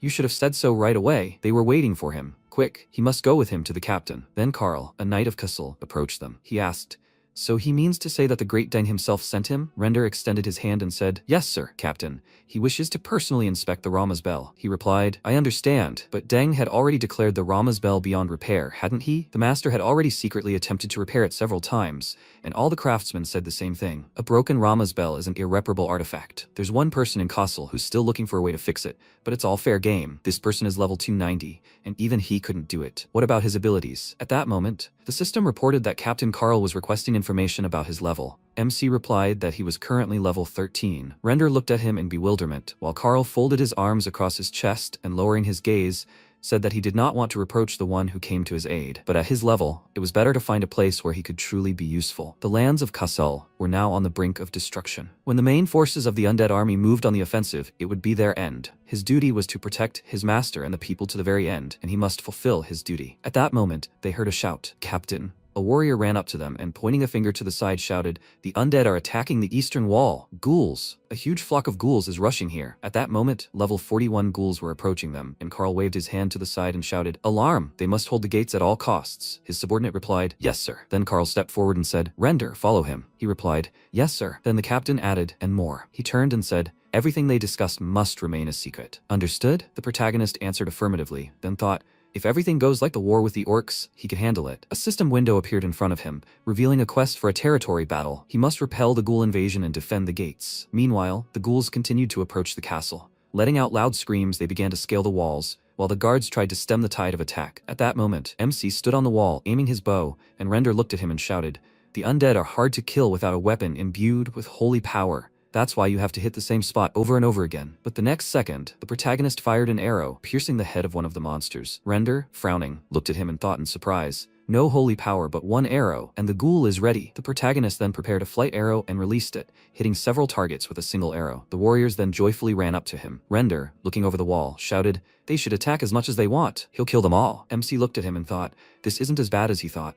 If this keeps up, they'll get through this. After that, he looked ahead in surprise, and the system announced, a new story is beginning. He must defeat the giant ghoul. At that moment, a huge creature with 4 arms appeared in front of the castle walls. Render screamed in fear. Now a giant ghoul has appeared. We need to call the captain. The level 89 giant ghoul opened its mouth, showing a long tongue, and Carl, fighting at the gate, shouted, "Damn!" Render, noticing this, said, "Captain Carl is holding the gate. He has no free men." He clenched his teeth and nervously added, "If this keeps up, the wall will fall." But at that moment, the protagonist said he would distract them from this monster. He was surprised. What? How could he? How could he? But before he could finish speaking, the protagonist pushed off the ground and plummeted downwards. While the other guards screamed in fear, Render shouted, "It's too dangerous to be alone." But the protagonist flew further and further, approaching the monsters. Falling downwards and flying through the monster, he dealt several blows, then ran along the wall and landed in front of a huge ghoul. He frowned, looking at his target, and thought, great, he should deal with it. The next second, he leaped forward, and the huge ghoul extended his hand towards him. MC started running further, and thought that first he would drag it away from the wall. Had he managed to get its attention? Then he turned sharply and noticed the monster's huge leg heading towards him. He gritted his teeth and began to dodge the monster's legs, moving from side to side. He screamed loudly and tried to run faster, then turned slightly and wondered why he was so fast. Then, the next second, the system reported a weapon change.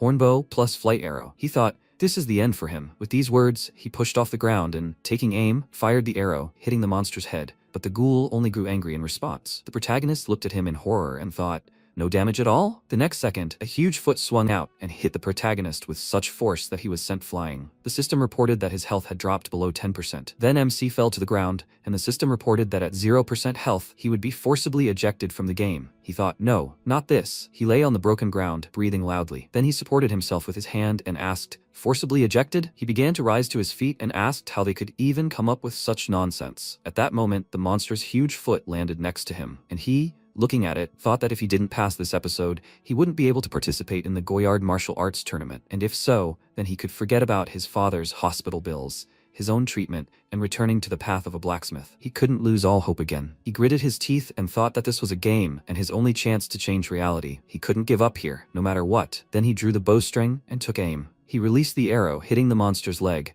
The ghoul screamed loudly and then leaned forward to attack. The protagonist gritted his teeth and frowned when the system reported that his health had dropped below 3%. He thought he would never give up, and at that moment, the monster pointed a huge hand at him. While the protagonist aimed another arrow, he thought this wasn't the end, but at that moment, the bowstring snapped. He thought in surprise, the bowstring?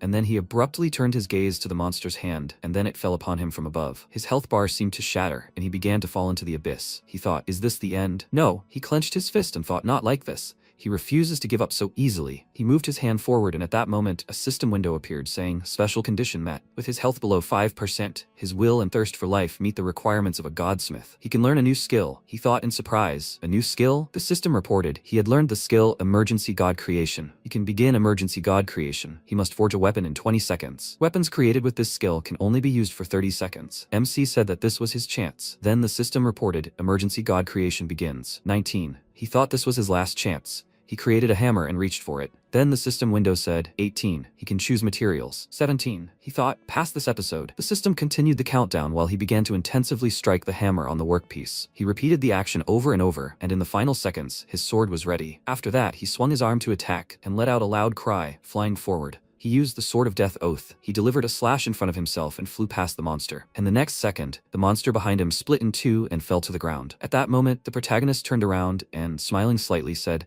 he did it, and the system reported, he killed one giant ghoul. Experience gained, level 38. MC was kneeling and, looking at the system window, smiled and said, at this level, that's enough. But before he could finish speaking, his eyes began to close, and he fell to the ground. At that moment, a warrior ran towards him and shouted, Mr. Hyun-soo. Sometime later, the protagonist woke up to the bright rays of the sun. He was lying on a bed, and his body was bandaged. He opened one eye and asked, huh? Then he sat up and grabbed his head, asking, how much time has passed? What about the monster? Suddenly the warriors nearby began to cheer, and Master Hyun-soo had woken up. A true hero. Master Hyun-soo, and he asked in surprise, what's going on? Then Carl put his hand on his shoulder and said that thanks to him, they were still alive. He was grateful. How did he do it? MC looked at him in surprise and said, Captain. He smiled awkwardly and, scratching his head, said that he didn't even know how to explain it. In response, the captain laughed and, folding his arms over his chest, said, so that's it. The protagonist looked away, thinking that any explanation would sound unconvincing. Then the captain shouted at him not to be modest. It was he who brought victory in today's battle. Ghouls are akin to ghosts. They are vulnerable to holy power. As soon as he realized this, he immediately remembered the Sword of the Four Symbols. It is known to drive away evil spirits and ward off misfortune. Thanks to what his father once told him about restoring this, he was able to recreate this sword, something like that. Then MC looked at his fist and thought, he was so glad that everything worked as he thought. Then the captain said, oh yes, he must reward him. He handed him a bag and told him to take it. The next second, the system reported that he had received 200,000 gold. The protagonist took the bag and sheepishly thanked him. He thought, there, 2,000,000 won. And then Carl coughed into his fist and, blushing with embarrassment, said that he was wrong to think that he was the same as the other outsiders. He bowed and asked for forgiveness. And the protagonist shouted in surprise, Captain. He extended his hands to him and added, Captain, everything is fine. He is grateful that he believed in him. Carl took his hands, and the system reported that his connection with the sword had reached the maximum. He added, then he wanted to ask him for one favor. Please, he must fix the Bell of Rama. The sword he held in his hands clearly radiated holy power. With such abilities, he believed he could handle it. Then the protagonist smiled awkwardly and, scratching his head, said that he appreciated his words, but he needed to go to the kingdom of Goyard. Then Carl smiled and noted that he had forgotten something. He was a blacksmith after all. Their lord had a legendary mineral. If he fixed the bell, he could give it to him as a reward. MC was surprised. A legendary mineral? After a while, they entered the castle and stopped at a tall door. Carl turned around and said, well, what is it? He then opened the door, revealing the broken parts of the bell. He said that this was the Bell of Rama. The protagonist looked at it in bewilderment and thought that it wasn't just broken, it was shattered. Then Carl turned to him and, smiling, asked, so he says he can fix it? Was he supposed to believe that?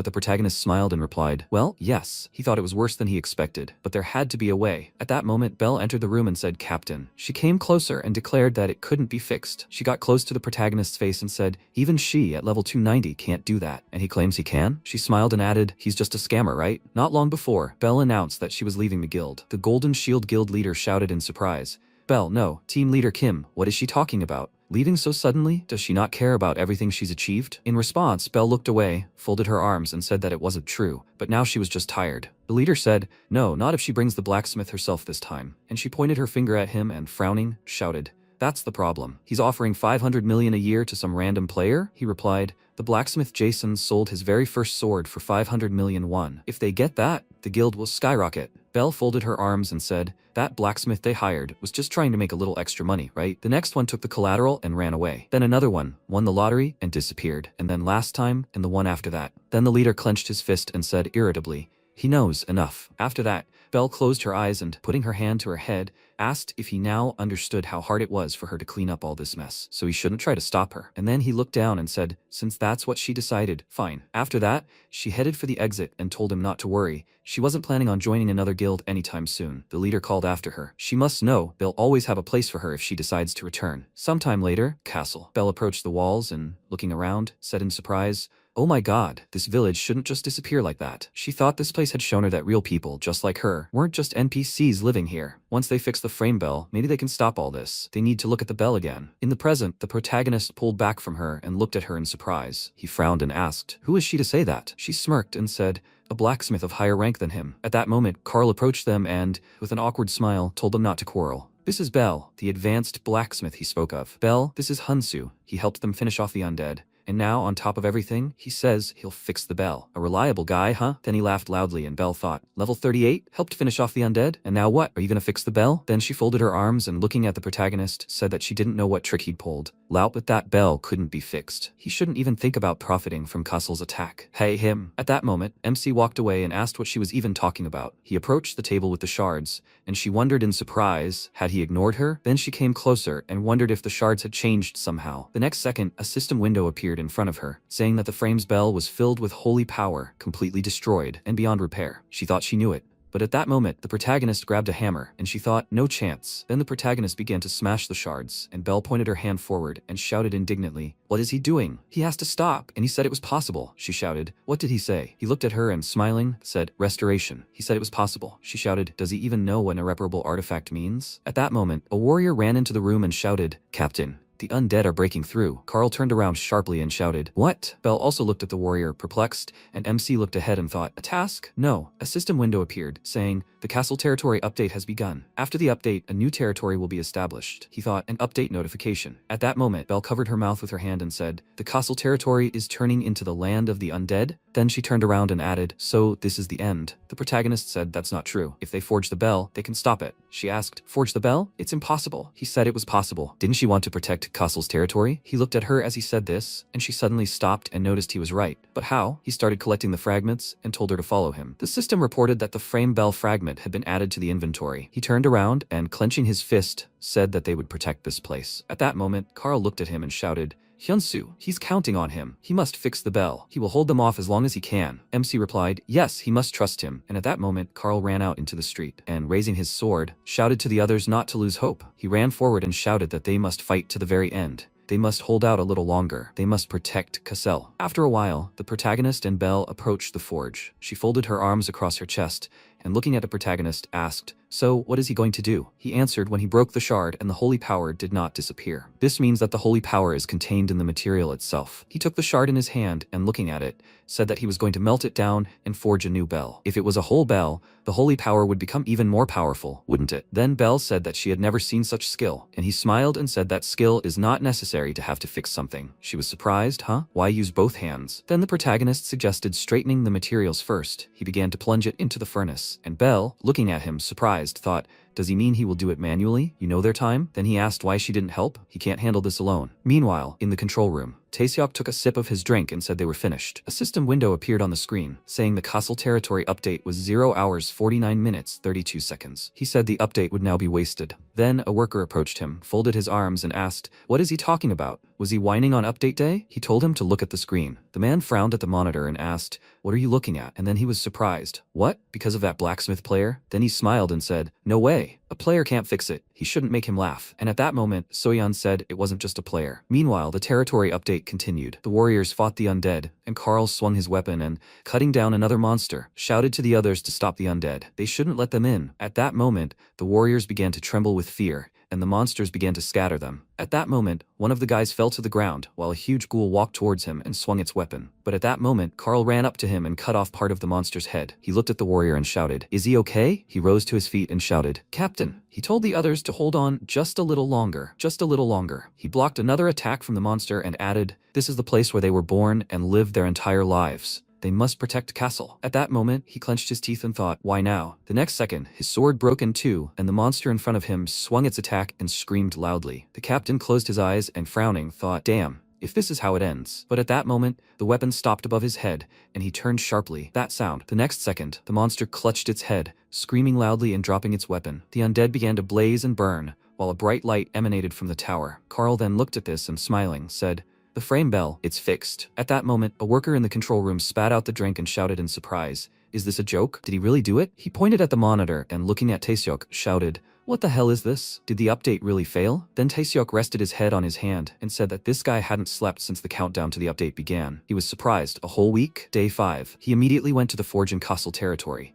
He immediately gathered the city workers and began repairing the frame bell. Then MC began writing down the plan while Bell stood nearby. He said that they needed to smelt everything into raw materials. More precisely, they would extract holy power. While he was drawing up the plans, he tasked Bell with leading the workers and supplying the battlefield. Then the system announced that the creation of a custom divine item was beginning. He said that he would then use his skill to maximize its effectiveness against the undead and evil forces and add properties that deal direct damage. He sighed loudly and then ordered the workers to turn up the heat. He thought with a single will to protect the territory of Castle. At that moment, the workers were smelting the metal, and one of them shouted that he said that the metal must be melted thoroughly. The protagonist thought, if everyone worked as one. The workers shouted, "No impurities. They must all focus. They must do everything to protect everyone at home." He thought that it would be filled with even more holy power. After that, day 4, Bell watched as the protagonist smashed the mold into which the bell was poured. On the third day, the workers were resting, and on the last day, Bell suddenly opened her eyes and, rubbing them, asked in surprise when she fell asleep. Then she looked around and noticed the protagonist finishing the bell. She thought, unbelievable. He'd been working on that bell for days without sleep. At that moment, a system window appeared in front of her saying,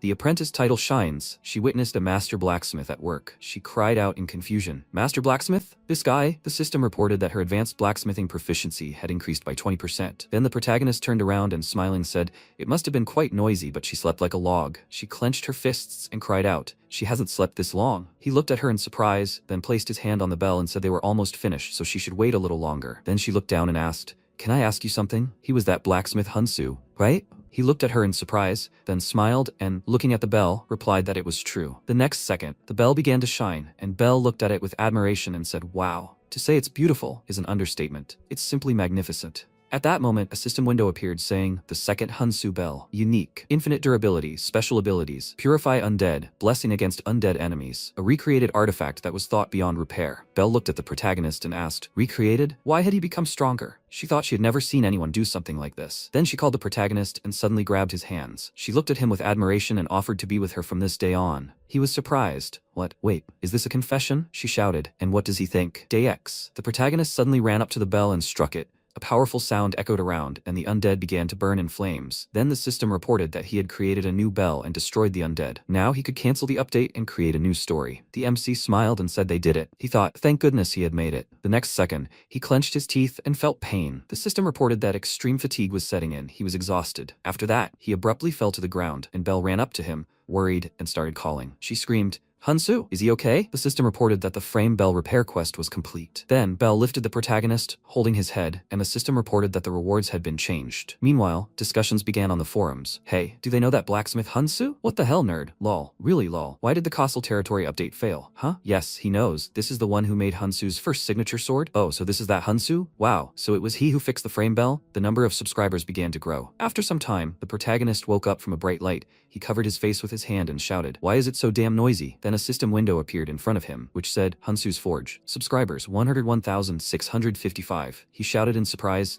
"How many?" He abruptly sat up in bed and widened his eyes in surprise, looking at the system window. He asked, "Is this even real?" He thought, good thing he engraved Hunsu on the bell. Now everyone who visits the Castle territory will see this bell. And then he heard a voice behind the door. "Mr. Hunsu, can I come in?" Carl smiled and said, "The savior of their territory has woken up." He came at the Lord's behest to present the reward for creating the bell, 330,000 gold. With these words, he threw down the bag, and the system reported that he had received 330,000 gold. MC thought in surprise, 330 million? With that kind of money, he could even contact that person. After this, Render entered the room and said that the savior was worthy of a reward of such a level. He placed an open chest in front of the protagonist and said that it was a gift personally from the Lord. The protagonist looked at the contents in surprise, and the system reported that he had received the legendary mineral, orichalcum. Then he looked at the captain and said that he was grateful. In response, he extended his hand and said that it was they who should thank him. He placed his hand on his chest and said, Unlike the others, he did not abandon their lands and protected them. He thanked him from the bottom of his heart. With these words, he bowed, and MC smiled, looking at him, and thought that he sensed his sincerity. He said he just did what he had to. He thought the despair of the people in Ares was no different from despair in the real world. Then he added, and he apologizes, but he needs to go back to where he comes from for a while. Carl replied, of course. Then the protagonist teleported and thought, come on, time to return to his forge. Then the system reported, Hyunsu logged out. Carl, smiling, looked ahead and said, strangers can be strange. The next day in Gyeongju, Hyuksu looked at the incoming message, which said Mr. Hyunsu transferred 330 million won. He said that he really did it. The real estate investor smiled and said, that's amazing, Hyunsu. A year ago, the protagonist left a signature, and Hyuksu, taking the document, said a total of 330 million won. He heard there was a big fire. The protagonist replied, right, that's it. Then Hyuksu rose from the table and said,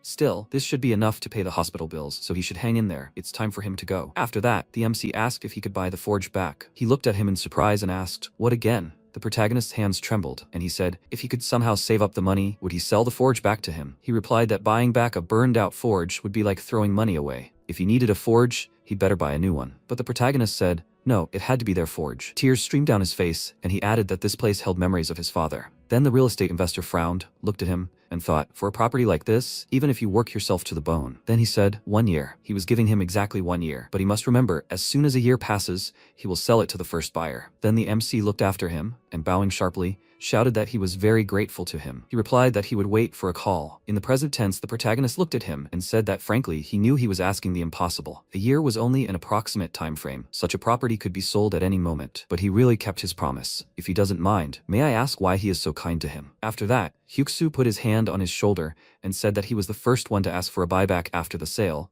He just wanted to support such a person. After that, the MC bowed and shouted that he was grateful to him, and he replied that it was not worth it. He should thank him for keeping his word. Then the protagonist closed his eyes and thought that he did not have to give up the forge. He should thank him. Then he added, by the way, does he by any chance know a game called Ares? He looked at him and then laughed and said, of course, who hasn't heard about that by now? And the protagonist awkwardly scratched the back of his head and said, exactly. He's actually a blacksmith in Ares. Hyuksu folded his arms and asked, really? It's the perfect job for him. And the protagonist said, so as a gift, he wants to forge an artifact for him. He said, oh, then can he make him something to order? Does it matter what the effect, type, or level? MC smiled and said, of course, he will do whatever he wants for him. After a while, the protagonist entered the pub and started looking around, and then noticed Belle, who was sitting at a table and waving at him, said, this way. He sat down at the table opposite her. She smiled, looking at him, and noted that they first saw each other since the incident with the undead. He answered, yes, that's right, and she asked, it's not that easy to find him. Did he know? In response, he awkwardly apologized. She laughed and said she was just joking, and then she said she would introduce herself properly. She was Golden Shield's chief strategist, the one who made Golden Shield what it is today. And that day, she was sure of one thing, that one day he, Hyunsu, would become one of the best players, so she would get straight to the point. When he eventually created a guild, she wanted to be the first member. With that, she extended her hand forward, and the protagonist asked, hadn't she just recently called him a cheater? In response, she awkwardly apologized and said, but honestly, anyone would have made a mistake in that situation. That's not the point right now. Then the protagonist shook her hand and said that he was just teasing her. He was also happy to work with her, but first. The next second, Belle abruptly stood up and shouted, what did he say? He's going to meet the Sword King of Barad, one of the 10 legends? The protagonist tasted the dish and replied, that's right, he's participating in the Goyard tournament. He'd heard that Barad himself would present the prize to the winner. She put her hand to her head and, lowering her head, said, that's true, but rising stars from all over the world come to this tournament. It's no joke. He looked at her and said, that's exactly why he should win. She looked at him and shouted indignantly, how can he say that so calmly? Then he told her not to worry. He smiled and added that he would simply strive for the top, using his strengths. She looked at him in surprise, and then he asked, by the way, isn't she going to eat? To which she replied that she didn't want to. The day of the tournament, Goyard, the host, riding a dragon, flew over the stadium and then shouted, welcome to the Goyard tournament. Bakel shouted, the tournament will begin as soon as he steps off this stage, and soon they will all face monsters. Then he frowned, looking down and added, they may not be able to see him, but His Highness is watching over them, so they must behave with dignity. May good fortune be with them. At that moment, the players in the arena began to rejoice, and the system announced that the tournament had begun. The next second, the ground beneath the players trembled, and they turned around in fear, noticing how a huge stone monster erupted from the ground. A system window appeared in front of them, telling them that they must survive the golem's onslaught. The time limit was 1 hour. At that moment, one of the guys shouted, he must show himself. The big guy. The guy next to him shouted that he knew the first opponent would be a golem. Then they ran to the attack and shouted, forward. The system announced the first trial of the tournament. Whoever defeats the stone golem will receive a reward. A level 109 stone golem stood before the players. It raised its head, growling loudly. At that moment, A swordsman rushed forward and said in fear, "Wait, was the golem always this high a level?" The guy next to him asked, "Are you scared? The first round should be easy." But before he could finish speaking, a huge stone fist flew at his body,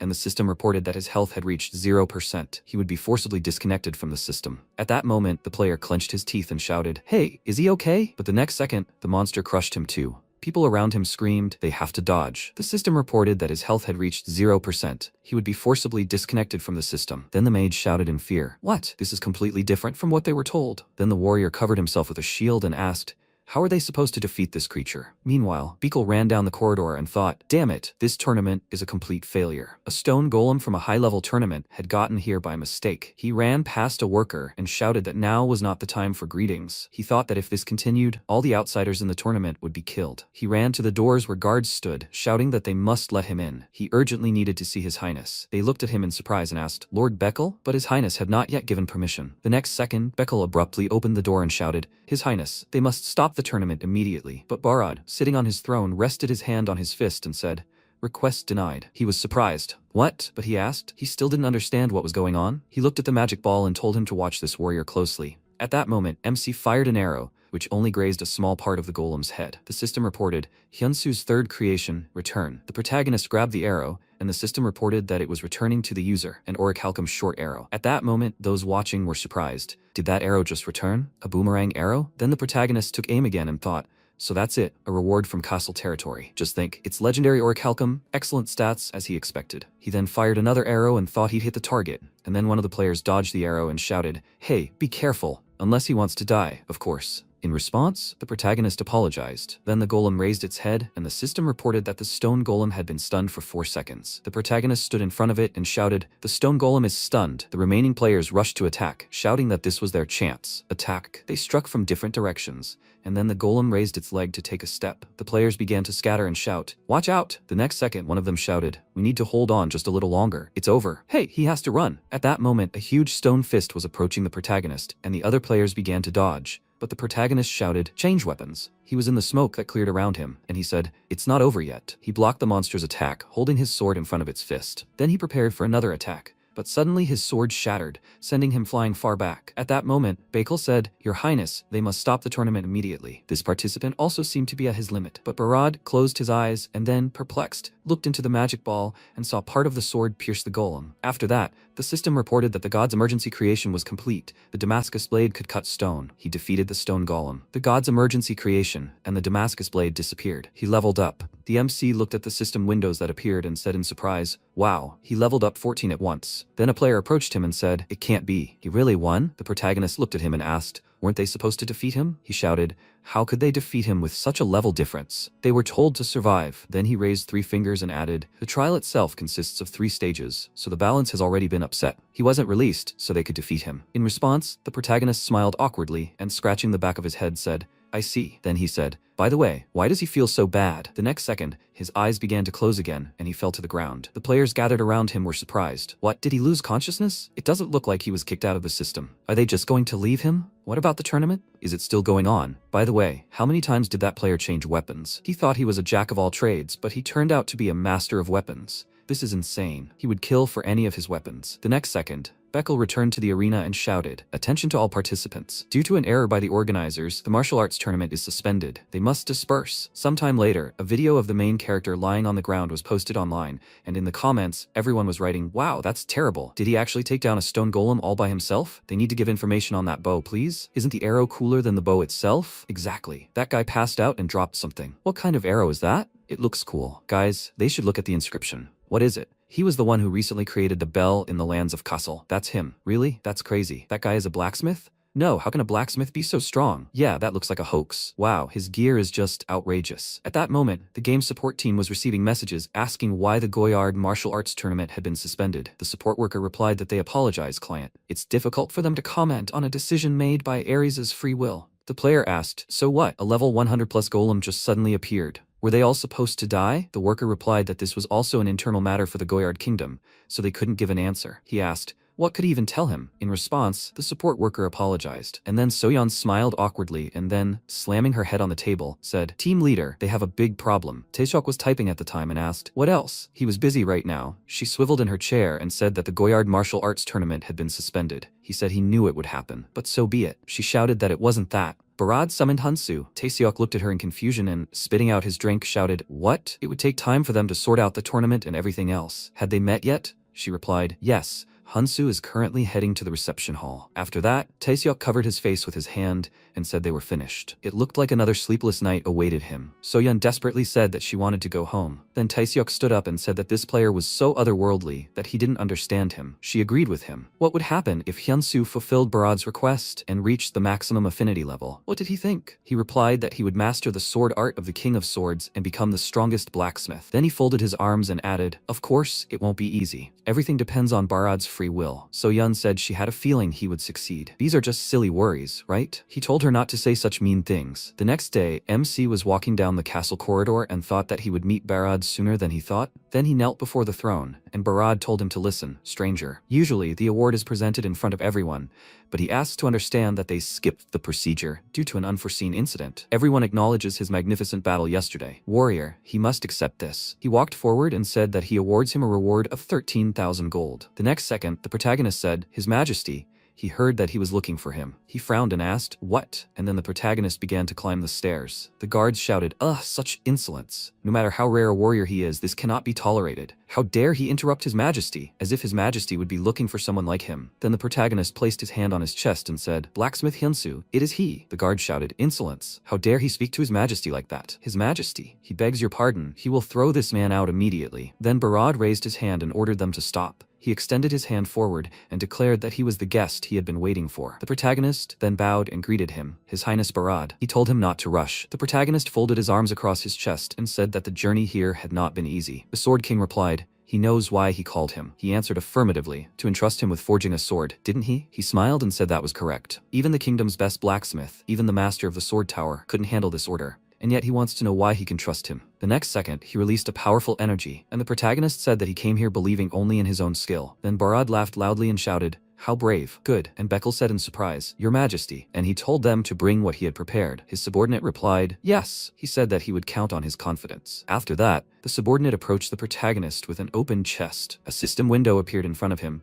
stating that 100-year-old cold steel is a special ore that has absorbed cold for 100 years. It has fire resistance and ice properties. MC's mouth dropped open in surprise and thought, this mineral is straight out of a martial arts novel. Then Hansu said he needed a sword of epic rank or higher, and if he succeeded, he would give him whatever he desired, but if he disappointed him, he would never set foot in the Goyard kingdom again. The next second, the protagonist held a chest in his hands. He looked at the system window that appeared, which stated, Quest, Royal Commission, Rank S, Condition, Recognition of the King, Reward, any wish granted by Barad, Failure, exile from the Goyard Kingdom. Description: the Sword King Barad of the Goyard Kingdom has commissioned him to forge a sword. He thought, a chance to ask Barad for anything. Then he smiled and said that he definitely wouldn't let him down. He thought he would definitely succeed. After some time, he began to work in the forge, and, looking away, thought he felt a stare boring into his back. Behind him, leaning her back against the wall, stood the vice captain of the Goyard Kingdom's knights, Bella, level 301. He sighed and thought, even though he was an outsider, it was perfectly natural to have someone oversee him so openly. He shook his head and thought it would be strange if they trusted him right away. Then Bella told him to pretend she wasn't there. He should focus on work. Yes, he smiled awkwardly and asked, was it that obvious? She answered in the affirmative, then frowned and thought,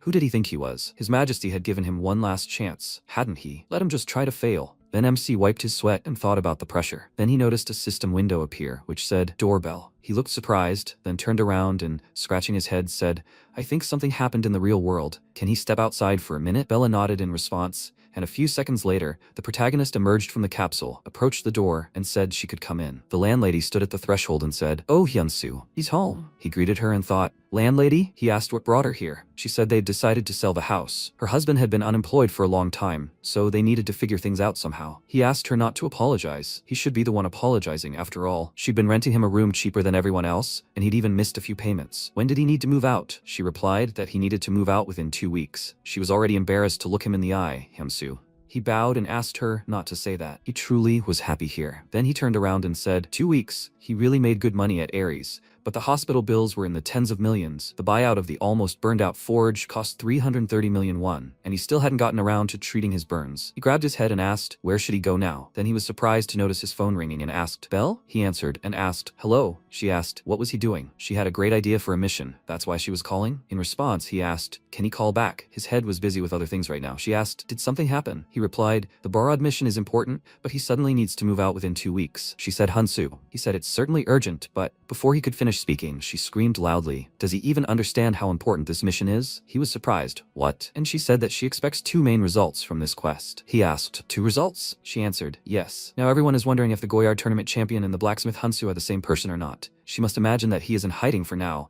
but then he will show up and announce the creation of a guild. And one more thing. He received an order for a sword from Barad, one of the most influential characters in Ares. Alone, he can only imagine Barad demonstrating a new sword with Hunsu's engraving. The protagonist's eyes widened in surprise, and then she added, at that moment his value will skyrocket. She said that she would support him. Then he clenched his fist and thanked her. She helped him come to his senses. He will do everything in his power. He clenched his fist and she said, go. After that, he returned to the forge, when suddenly Bella grabbed his hand and shouted, hey, why did he only come back now? He wondered what happened. She said, His Majesty Barad is trapped in the dragon's lair. The protagonist was perplexed. His Majesty Barad is trapped? And then he thoughtfully asked, where exactly? She put her hand to her head and asked. He was surprised, not even knowing where it was. Then she sighed and added, there is no time, so she will explain everything quickly. The Lair of Flame is a general name for the lands where fire monsters live, and among them is the Dungeon of the Ifrit, from which no one has ever returned alive, except His Majesty Barad. The protagonist asked why he needed to go again to the dungeon he had already been, and without taking the sword he ordered from him, she answered, it was because the target of his revenge was there. He asked, the target of his revenge? At that moment, in the Lair of Flame, Barad shielded himself from the stream of fire behind a stone wall, and clenching his teeth, thought, almost there. Now all that remained was to pass through these gates. But then again, even this sword isn't enough. With these words, he looked at the melted sword, then tossed it aside and thought, at least his men were able to retreat safely. Even if reinforcements arrived, it would take at least 3 days. Then he leaned his head against the wall and said, perhaps it was worth waiting for that stranger to finish the sword. He thought, if only his son, Ban, were still alive. Hunsu, he would now be about the same age as this young man. At that moment, he began to remember his son, the moment when he said, Father. Then he crouched down next to him and shouted, Ban. Why did you come here without saying a word? He replied that he thought that if he cleared this dungeon, he would finally become a son he would be proud of. But it seemed he was too weak. He apologized. But Barad, with tears in his eyes, shouted at him not to apologize. Ban, he must hold on. He said, I'm so sorry, father, and more. Barad grabbed his face and asked, Ban? He must stay with him. He called his son again and again, holding him close. In the present, he grabbed the hilt of his sword and thought, it was worth waiting for the stranger to finish the sword, but he wouldn't let the Ifrit slip away. He'd been waiting for it to appear for years. He clenched his teeth and thought, I must catch it. Then he walked forward. Meanwhile, Bella said, since the prince died, His Majesty has tried everything to catch the Ifrit. But the Ifrit has never shown itself so easily. This could be the Lord's last chance. Frankly, it's hard to trust a stranger like him, but if His Highness trusted him, then there must be a reason. With these words, she looked away, then bowed and cried out, like a knight of the Goyard kingdom, please, he must save His Majesty. The next second, a system window appeared in front of the protagonist stating an urgent quest, a sword that will save the king. Rank S, requirement accept requests, reward too dangerous to disclose, penalty for failure, Barad's death. Description, the Sword King, Barad, is locked in the lair of the Ifrit. He must forge a blade capable of saving him. MC thought he hadn't expected Barad to go through so much. That day, he too nearly lost everything he had in the fire. If he, like Barad, had lost his family, would he be able to continue forward after that? Then he nodded and bowing, said he would do everything in his power. After that, he began to forge the weapon. After a while, he looked at the tip of the sword and thought, they say the heat of the Ifrit can melt even unique weapons. So, he needed to forge a weapon of a higher class than unique and focus on flame protection. He placed his hand on the glowing sword, then continued to strike it with his hammer, and the system reported that his understanding of the century-old cold iron had deepened. He struck a few more blows, and the system reported that the blacksmith's soul skill had activated. While forging this blade, he immersed himself in the process more deeply than ever before. His passion and determination allowed him to focus completely. The first legendary sword, Hyunsu, had been forged. The next second, Bella ran into the room and shouted, is it ready? The protagonist held a glowing sword in his hands, then looked at her and said that they must go save His Majesty Barad. Meanwhile, the King of Swords spat out a clot of blood. A powerful explosion thundered, and he flew into the wall, covering it with cracks. Then he frowned and said that today they would end everything. Opposite him stood the boss of the Lair of Flame, a level 409 Ifrit. He shouted, Ifrit. Then he pushed off the ground, and jumping up, shouted that he had no idea how long he had waited for this. With these words, he swung the remains of his weapon and struck, flying past the monster.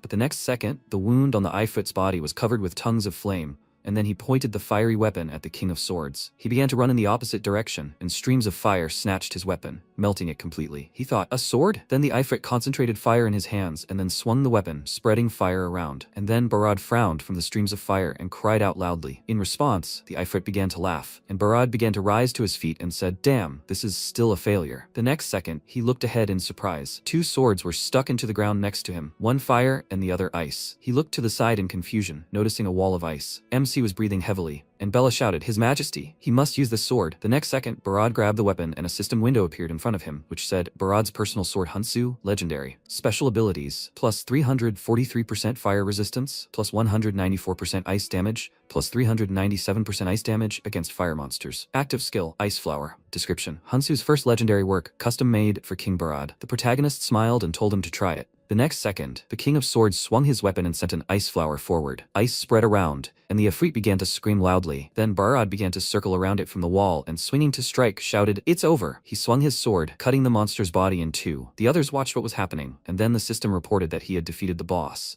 Barad said, Finally, they did it. Then Bella looked ahead in surprise, noticing that the fire began to burn stronger. And MC shouted in surprise, What's going on? She shouted, Some monsters self-destruct before they die. At that moment, Barad began to be covered in fire, and Bella, covering herself with her hands, shouted, Your Majesty, he must leave quickly. It's dangerous here. But he shouted for her to stay put. That's an order. He took a medallion from his armor and said he wanted to finish this now. Then he opened the medallion, looking at a photograph of his son, and Bella worriedly thought that she needed to save His Majesty. She could help, but His Majesty ordered her not to enter. What should she do? With a trembling hand, she reached for her sword, and then cried out in surprise, Stranger! But the protagonist walked forward and then smiled. He turned and said that he would go and save His Majesty. The system reported an emergency divine creation, creating armor with fire resistance. He walked forward, wiping sweat from his face, and then, noticing Barad, cried out, Your Highness. He told him to leave, stranger. He had already done more than was required. MC came closer and said that he could not. He came to escort him, His Majesty. But he continued to kneel and said that he would not leave. The protagonist asked if it was because of the necklace's owner. He replied that it was true. It was because of him that his son had left this world. How could he live after that? And at that moment, MC frowned and asked if he thought the necklace's owner would be happy about that. And Barad was indignant. How dare he? He wouldn't understand. No one would understand. He grabbed the protagonist by the clothes and shouted, the bitterness of losing a child through his own fault. How dare he even talk about that? And the protagonist frowned and said, yes, he would never know this pain, but he could say this. He too almost lost someone close to him. His father was in a coma. Every day he prayed for him to open his eyes, but now he was just glad he was alive. In any condition, he thought his son would feel the same. At these words, Barad let him go, and then the protagonist leaned on his shoulder and asked him to let his son go. He said, Ban. He's asking for forgiveness. He's apologizing, Ban. A tear rolled down his face and he added his stupid father was wrong. And then the protagonist put his hand on his shoulder and said that he must live. His Majesty. He looked into his eyes and asked, shouldn't he be a father his son could be proud of? He replied that he was right. He shouldn't be a father anyone should be ashamed of. Then he looked up, smiled, and said that they should go. After that, he put his hand on the protagonist's shoulder and they approached Bella. She ran towards them and shouted, Stranger, His Majesty is in danger. And he said that His Majesty is fine. The next second, the system reported that his health was depleted, forced logout. He smiled and said that he would be back soon. And at that moment, Bella ran up to the King of Swords and held his hand. He said, Hunsu, this guy saved him. Then he fell to the ground and Bella shouted, Your Majesty, he must come to his senses. Your Majesty. After a while, the system reported that due to a forced exit, his level had been lowered by 1. A tear streamed down the protagonist's face, and he thought, he will move on, father. Falling asleep, Barad found himself on a grassy cliff, at the edge of which stood a young man. Turning around, the young man called him father with a smile, and his eyes widened in surprise. It was Ban. He asked in shock, Is it really him, his son? Ban ran up to him and said that he had come to say goodbye. Barad immediately grabbed his hand and worriedly asked, What is he talking about? Unwillingly, he burst into tears, and his son said that as that guy Hunsu had said, he wanted him to be happy, so let him live for himself now. Watching his body dissolve in the sunlight, Barad tearfully shouted his name several times, trying to reach him, and then woke up. Seeing him rise, the servants immediately rushed to him and worriedly said that he had been unconscious for 3 days. Is he okay? Barad said that Ban had come to say goodbye. He looked at his shaking hand and said that it was that guy. He needed to see Hunsu, and immediately, when the time for the meeting approached, he came to the reception room and waited, and finally Hunsu was brought in. He immediately knelt before the king in greeting, and the king asked him to stand up with a smile. MC asked how he was feeling, and he told him that he was fine. Let him come and sit opposite him. He called him because he wanted to ask him something. He waited until Hunsu sat down and said that he knew very well that outsiders were immortal creatures who were reborn even after death, but that didn't mean they weren't afraid of death. Why did he risk his life to save him? He answered him that there were 2 reasons. First, he carried burdens similar to his, and he hoped that he would continue to live. Barad touched his chest, thinking about this, and asked what the second reason was. He awkwardly replied that he was confident that His Majesty would reward him generously. The king looked at him slightly surprised, then smirked and remarked that this was quite presumptuous. MC smiled awkwardly, and Barad said that he was right. He was going to reward him generously anyway. He handed him a scroll, and said that this was payment for the sword he forged. When Hunsu revealed it, the system informed him that he received 1 million gold, which greatly surprised him. Seeing his reaction, the king said that this sword saved his life. Isn't it worth the price? MC immediately stood up and bowed to him 90 degrees, thanking him, and he sternly ordered him to sit back down. As he said, from now on he will try to live his life to the fullest, so that he will not be ashamed when he meets Ban in the afterlife, and he hopes he will do the same. Let him live for his father, who will wake up one day. And also, could he visit him from time to time? He was interested in hearing about his life and the people he would meet. He agreed and said that he would also like to hear His Majesty's stories. The king extended his hand and asked, since he had given him great insight, could he call him friend? Because of this, Hyunsu was surprised.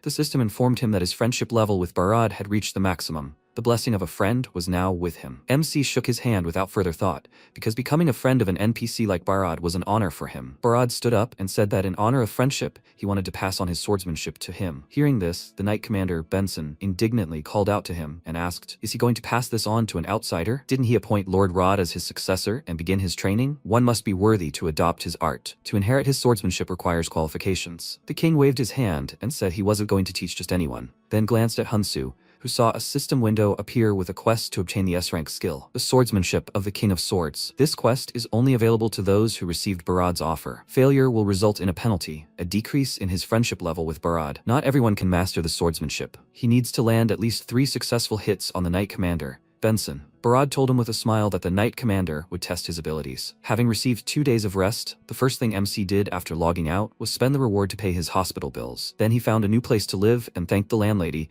who forgave him the rent. After all this, he called Jihoon and invited him to dinner, and Jihoon asked if he wanted to buy him beer from the convenience store again. But when Hunsu took him to a restaurant and ordered beef, he was very impressed. Watching the meat fry, he asked with anticipation, is this really Korean beef? He confirmed it, and Jihoon immediately began eating, saying that now he'd seen it all. Hunsu was treating him to Korean beef. It was simply incredible. His friend said that he'd simply done so much for him, so he wanted to treat him to something decent. His words made Jihoon uneasy, and seeing him take out some kind of package from under the table, he asked, what is this? The MC said with a smile that it was a gift for him. He unpacked it, slightly confused, and inside were super fashionable branded shoes. He exclaimed in shock, where did he get the money for this? He was really giving this to him? The MC said that he'd wanted them for a long time. It was his gift, and the money for the capsule he gave him, he had already transferred to his account. The guy was surprised when he managed to do this, and happily thanked him for such a gift, and he smiled and mentally said that it was all thanks to him. His life was finally starting to change. He said that actually, he should be thanking him. The guy didn't understand what he was talking about, and then he shoved a piece of beef into his mouth and told him to just shut up and eat. When Hunsu returned to the game, he began to complete the task. The king, the Knight Commander, his deputy, and Hunsu gathered in the arena. Bella announced the start of the fight, and Benson told Hunsu to get his weapon out. He would not give in just because he was His Majesty's friend. MC took a stone out of his bag and said with a smile that the feeling was mutual. He was looking forward to the duel. Suddenly, the stone shone brightly, blinding the knight for a moment, and then it turned into a sword. Benson was slightly surprised. He thought something incredible would appear, but it was just an ordinary sword. He prepared himself and said that this was stupid, and he thinks he can match the knight's skill with some piece of iron. He lunged forward and struck a blow, which MC blocked, but it caused cracks to appear on his sword. Benson noticed this and asked what he was thinking, creating such a flimsy sword. But the unexpected happened. The sword suddenly shattered into many fragments, and they began to circle near the knight at high speed, striking. When it was all over and the fragments fell, he looked at them in confusion, and Hyunsu asked, he only had to strike, right? The total number of successful attacks is only 59. There was no rule that prohibited it, right? The knight's mouth dropped open in surprise. He never would have thought that he could lose like this. After that, he frowned slightly and asked who he really was. He took out a hammer and showed it to him, saying that he was the god of blacksmithing. Since he looked too majestic with this hammer, Benson was delighted, and he bowed his head to him, saying that it was an honor for him to meet the god of blacksmithing. Let him carry the art of the sword to the world and beyond. MC became embarrassed and asked him to stop, since it was all too much pressure on him, and some time passed. He walked along the corridors of the palace, bowing his head in annoyance. He really prepared for this duel. Thanks to it, he was able to master his art, and his skill also improved. But what next? Because of his low level, he was able to study only 3 chapters, and not all. The first chapter is the Aria of Beasts, Chapter 2 is the Sword of Raging Waves, Chapter 3 is the Cry of the Sword. They promised that they would teach him the remaining chapters as soon as he achieved the necessary mastery. He approached the king's office, the servants greeted him and allowed him to enter. Barad greeted him and he said that he came to discuss something and needed his advice. The 100-year-old cold iron he used to create his sword. He needed it. The king tapped his finger on the table in confusion and said he would gladly give it to his friend, but unfortunately, that ingot was the last one. Hansu was very surprised by this news and immediately became despondent, because it would take a week and a lot of effort. The king smiled and told him not to despair. Cold iron could be mined in the frost mine. Why shouldn't he mine it himself? He asked. Could he really do that? The king called out to Bella and said that she would go to the frost mine with Hansu. She objected, since she had to stay by his side, and he said that it would be a good experience for her too. She had no choice but to agree. She couldn't object to the king. Soon after, the king made an announcement. With this sword, he announced the conquest of the first tomb, to the great joy of the spectators. They also noticed his sword. The icy aura of this weapon could be felt even from a distance. The blade was inscribed with the word Hyun, a name they were all already familiar with. It was written on the armor of the winners of the recent tournament. It seems the blacksmith Hyun is now in the Godard kingdom. Nothing is known about this blacksmith at all. Neither his age, level, nor gender have been revealed. After reading this, Belle thought it was good that they managed to spread the rumor that Hyunsu and the blacksmith are different people. The comments also mention that there are rumors that he is over 40 and fat, which is quite possible since he doesn't show himself in public. Jihoon laughed at this, and someone in the commentary said that he doesn't care. He will still subscribe. Someday he will start accepting orders from players. Hansu's popularity quickly rose thanks to the sword in Barad's hands during his speech. He currently checked the number of subscribers on the Blacksmith forum, and it has grown to 30,000. Everyone is very interested in the Blacksmith Hyun. What will happen if he reveals that he is the winner of the tournament? He glanced at his trembling hand and thought that he should be more careful.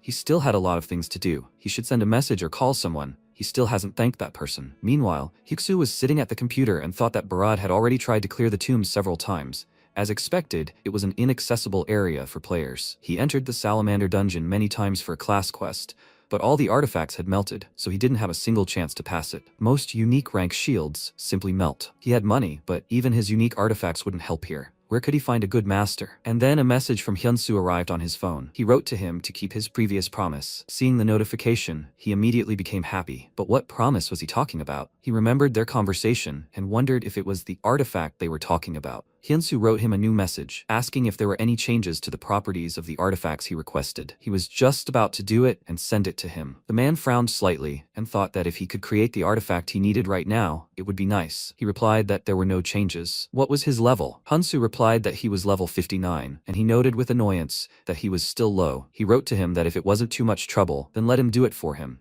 After which, he put the phone aside and thought that, be that as it may, the guy was promising, so he could count on him. He returned to the computer and, seeing the news about the Barad sword, thought maybe he should send an order to the Blacksmith Hyun too, but he heard that he didn't even take orders from high-ranking people, and he certainly wouldn't accept one from someone like him. But he was running out of time for the class transfer quest, so he should at least try. Time passed, and Hyunsu and Bella reached the ice mine, the sight of which amazed him. The system notified him that he was the first user to enter the ice mine, and his experience would be doubled for a week. He smiled and thought that he liked the title of being the first to enter, plus, it also gave experience. He looked at Bella and asked if she had been here before. She answered without much enthusiasm that this was her first time here too, and he smiled awkwardly, noting that it was a terribly cold and desolate wasteland. They descended into the mine, chatting about something, and one of the workers asked how they got here. It was forbidden to enter here without permission. Bella showed him her documents and introduced herself, saying that she entered with the permission of the royal family. At the mention of the royal family, the guy's eyes immediately sparkled with delight, and after examining the document, he exclaimed, "Is this the royal seal?" He had never seen anything like it. He immediately became much friendlier and told Hyunsu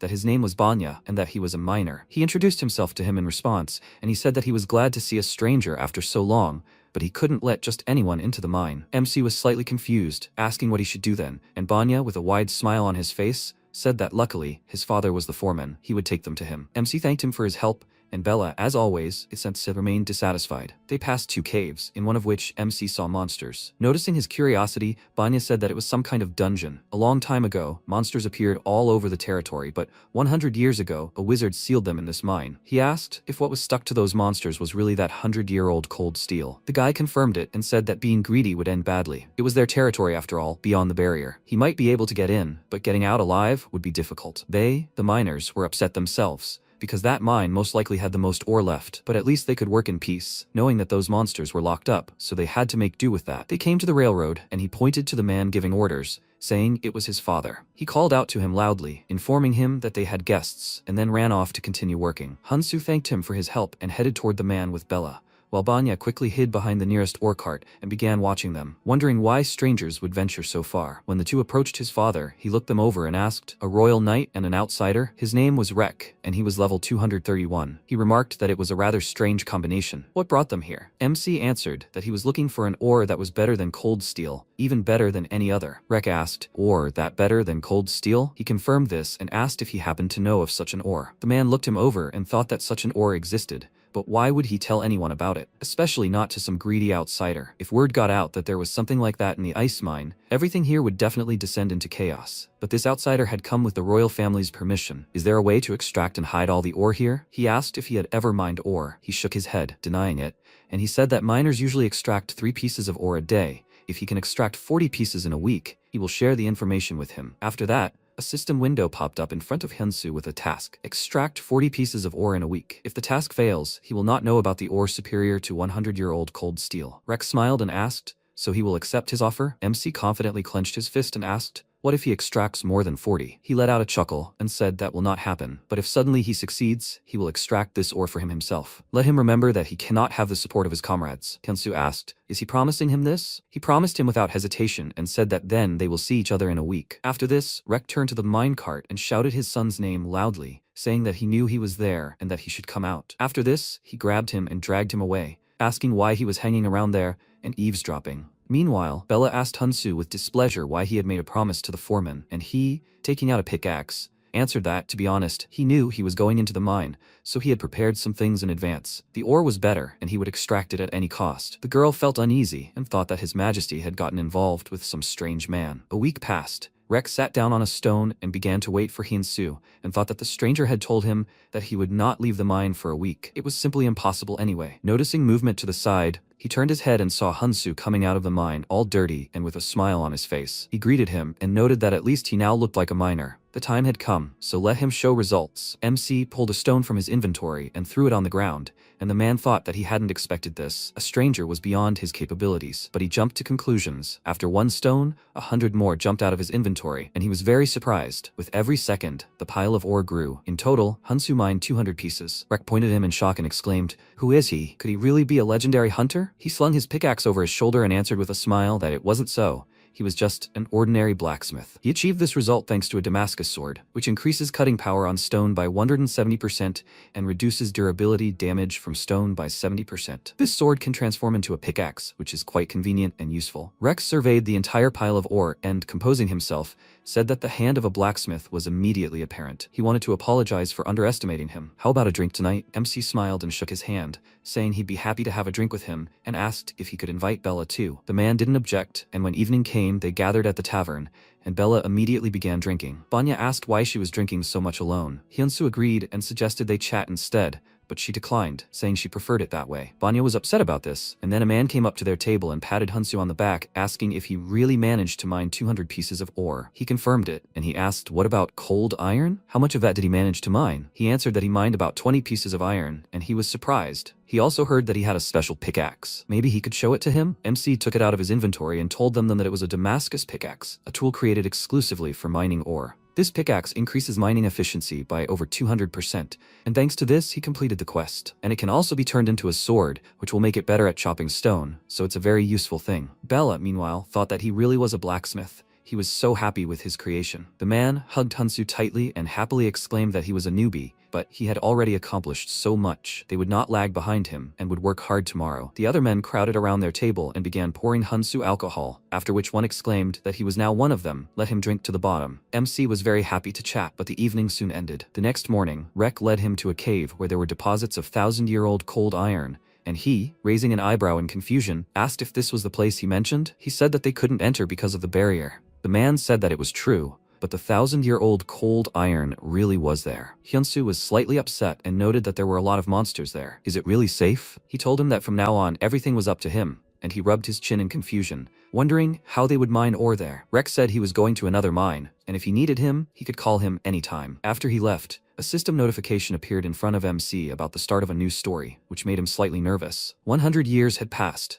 and the power of the mage who had set up the barrier had weakened. The monsters trapped here for 100 years were now enraged. The barrier would be broken in 3 minutes. Hunsu immediately rushed to the foreman and warned him that the barrier was about to collapse, and they needed to evacuate the miners before that happened. Rek, with a puzzled look, said that couldn't be true. After all, the barrier had stood for 100 years and there had been no problems. Then a roar was heard, confirming MC's words. Everyone froze and looked up, and the mine began to collapse, and rocks hit several miners. The foreman, helping his comrade up, exclaimed that the mine was collapsing and they should flee from here immediately. Hyunsu waved his hand and told everyone to evacuate. The monsters would soon break out. The man who had been drinking with him yesterday told him to go first. They would first save those inside and then leave. His colleagues agreed with him and told them to go first. They couldn't abandon their comrades. Rek firmly said they were right. They couldn't leave. Most likely, special magic had triggered the collapse. They would save the people trapped inside. MC looked down and thought that according to the task, the barrier would soon fall and the monsters would break out. What should they do? The system gave him a mission to save the miners from death. 58 people are inside the mine and 38 are outside in danger. The reward is unknown, and failure of the task will result in the death of the miners. Currently, 96 people are alive. The reward depends on the final number. Hunsu nervously clenched his teeth and thought that he needed to act more decisively. These were the same people as those he had already met in Ares. He pulled out his sword and gripped it tightly in his hands, telling Bella that if he missed even one monster, she should cover him. She worriedly asked if he wasn't afraid at all. He was taking on an impossible task again. He turned to her and said with a smile that he told her, strangers don't die. He would hold off the monsters at the entrance to the mine. After that, he stood in front of the barrier and prepared himself, while the monsters began to break through, slamming against the barrier with all their might. MC wondered if this would be enough to deal with them. He couldn't handle them with just this sword. To stop the monsters, he needed something completely new, a special weapon that would require much more ore. He closed his eyes and concentrated on his creation. He had never worked with anything like this before. If he initiated an emergency creation using a massive amount of ore, he would eventually be able to deal a single powerful blow. He opened his eyes and a glowing sphere appeared in his hands, attracting chunks of ore, and then a sword of cold steel grew from it. The system warned him that the barrier would soon collapse. A countdown began. 5, 4, 3, 2, 1. An explosion thundered, and the barrier collapsed. Hunsu prepared himself, and monsters emerged. Among them a rock troll, an orc, and a wolf. He immediately rushed to attack, and the system notified him that the 30-second limit was ignored. It would be lifted after one strike. The rock troll rushed towards him, and he shouted that as long as he was here, no monster would break through. He raised his sword above his head, swung it with all his might, and decapitated the monster with the ice storm technique. Huge blocks of ice emerged from the ground, impaling the monsters on sharp spikes, and MC dealt with them all in one fell swoop. The cold iron blade shattered, and he looked at it thoughtfully. Then he looked up at the blocks of ice, and an idea occurred to him. If he used the right materials to create this sword, the effect would be completely different. Since the dungeon was still full of monsters, he looked around to check on the miners, and saw that they were working hard to save their comrades who were buried under rocks. The system reminded him that the reward depended on the number of surviving miners, and he needed to save them. He confidently clenched his fist and thought that these people were no longer just NPCs to him. He experienced the same thing when he went to save his father. These people were ready to do anything to protect their loved ones. He turned to another cave, from which monsters had already begun to emerge, and thought that he would definitely protect them. Seeing the humans, the monsters immediately sped up and charged. Then Hunsu ran towards them and ran into the cave to replace the monsters in the part of the dungeon where there are no people. They turned around and followed him. Then he drew his sword and turned sharply, parrying an orc's blow, and noticed that the wolf had decided to attack him from behind. He quickly turned around, dealt a couple of blows to all the monsters around, and there was still one left. The troll swung his club, MC prepared and swung his sword, cutting it in two, and then delivered a sweeping blow to the troll's chest, causing it to immediately fall to the ground. But the monsters weren't finished yet. They surrounded him and growled menacingly, and he closed his eyes and concentrated, thinking that it was good that he had learned the art of the King of Swords. He assumed a fighting stance, and using the Sword of the Raging Wave, attacked the monsters with a shockwave, causing them to crumble. The Sword of the Raging Wave deals 100% additional damage on impact, and a successful attack on a vulnerable area deals 140 additional damage. But this also expends a lot of energy. Hyunsu staggered and fell from fatigue, saying that this was much more amazing than he thought. After that, a system notification appeared in front of him. The mine was cleared. The sudden mission to rescue the miners was completed. All 96 people survived. He completed a new episode with an excellent result. He smiled, glad that everyone was safe, and the system said that by taking advantage of the circumstances, he could get a greater reward. He thought that saving people was a reward in itself, but since he was offered something better, he would not refuse. Leaning on his sword, he stood up and had a great idea. Meanwhile, Rek pulled the last victim out of the mine and turned to his comrades, smiling, saying that they could rest easy now. Everyone was safe and sound. They began to hug, happy about it, and Bella passed by them, looking at each of them, and told Rek that it looked like Hunsu had taken the monsters into the dungeon. Hearing this, he immediately told the miners that the blacksmith had taken the monster deeper into the dungeon, all for the sake of protecting them. The joy on their faces gave way to concern. Now they understood why they hadn't seen the monsters. The foreman said that he, as the leader, was ashamed because they hadn't saved all of their comrades yet. All the miners who were still on their feet should immediately follow him into the dungeon. After that, they armed themselves with torches and went looking for him. They scattered through the cave, shouting his name, and finally found him sitting unconscious by a stone. Everyone immediately rushed to him, and Bella exclaimed that he was seriously injured. She pressed her ear to his chest and thought that despite the wounds, his pulse was steady. She was about to calm everyone down and say that he was okay, but MC grabbed her hand and whispered that she should just sit quietly. After that, he told them, looking exhausted, that he was okay. The battle was tough, but he was lucky. He was able to defeat all the monsters. Everyone is safe, right? Rex sat down next to him and took his hand, thanking him. He felt sorry that they had completely forgotten about him while they were rescuing the others, and he was terribly ashamed of it. He had done nothing for him, only treated him to drinks and food. So why had he done such a reckless act? He replied that they all treated him and Lady Bella like family. Seeing how devoted they were to each other, he couldn't stay away. He just wanted to help them somehow, and he was sincerely glad that everyone was safe now. He coughed up blood, which scared the man, then called him a fool and, unintentionally pushing Bella away, hugged Hunsu tightly and burst into tears, saying that they would never forget his kindness. Bella, meanwhile, looked at them in bewilderment and thought, what was wrong with him? He had been perfectly fine just now. The foreman exclaimed that now was not the time for talking. They needed to quickly bring their savior inside. He helped Hunsu up and headed for the exit, and the system informed him that the foreman and 95 other people would never forget him. He grinned and, remembering how he rolled on the ground to look beaten, thought that, as he suspected, acting out the drama was a good idea. Bella noticed his satisfied grin, and then he gave her a thumbs up, and she realized that he had been deliberately pretending to be weak all this time to garner pity. Time passed, and MC woke up. He yawned widely, saying that he had slept so soundly, and suddenly Banya's loud exclamation was heard from the side. He immediately jumped up from his seat as soon as he saw that Hunsu had woken up. Hyunsu was scared and asked how long he had been there, but he ignored him and turned to the door, loudly shouting that Hyunsu was awake. Rek immediately burst into the room and asked how he was feeling. Was he feeling better already? MC told him that everything was fine. The others were fine too, weren't they? The men looked into the room and told him that they were fine, but he should take care of himself first. Rek sat down on a chair next to the bed and said that he had told him that he had things to do.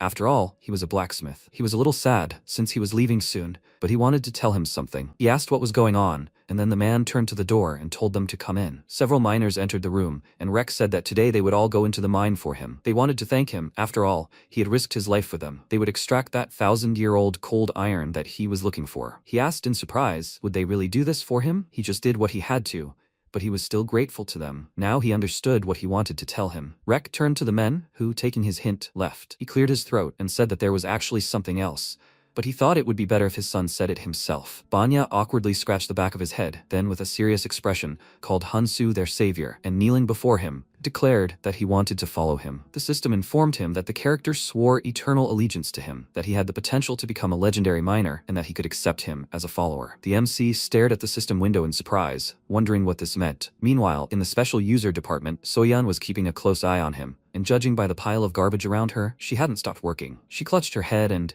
staring at the screen, wondered why this had happened at a time when the group leader was not there. This player was at it again. He wasn't even the guild leader and didn't own any territory, yet a legendary NPC wanted to become his follower. Realizing they were about to be reworked again, she despaired. Hunsu, meanwhile, excitedly asked the guy to stand up. He didn't deserve such honors, but he firmly declared that he did. He saw everything with his own eyes, how he wielded a pickaxe and how he rushed to save them. It was incredible and very touching, but most of all it inspired deep respect in him. He looked up at him and excitedly exclaimed that he promised to put his all into the cause. He would mine ore for him, so he was asking him to take him with him. MC looked at him slightly confused and thought that he could sense his sincerity. There was not a drop of pretense in his devotion. Noticing that he was lost in thought, Vanya worriedly asked, "Is he not suitable because he doesn't yet have worthy skills?" He excitedly waved his hands and said that wasn't true at all. He just wasn't ready to be someone's mentor yet. Could he take a moment to think about it? He extended his hand to help him up and asked for time to think things over and prepare. When he was ready, he would let him know. Vanya looked at him with delight, and he said that when that day came, he would join him. Immediately after, the guy hugged him tightly and began to thank him, and the system informed him that it had accepted Banya as a follower. Information about him was now available to him. Banya is an epic character of level 165,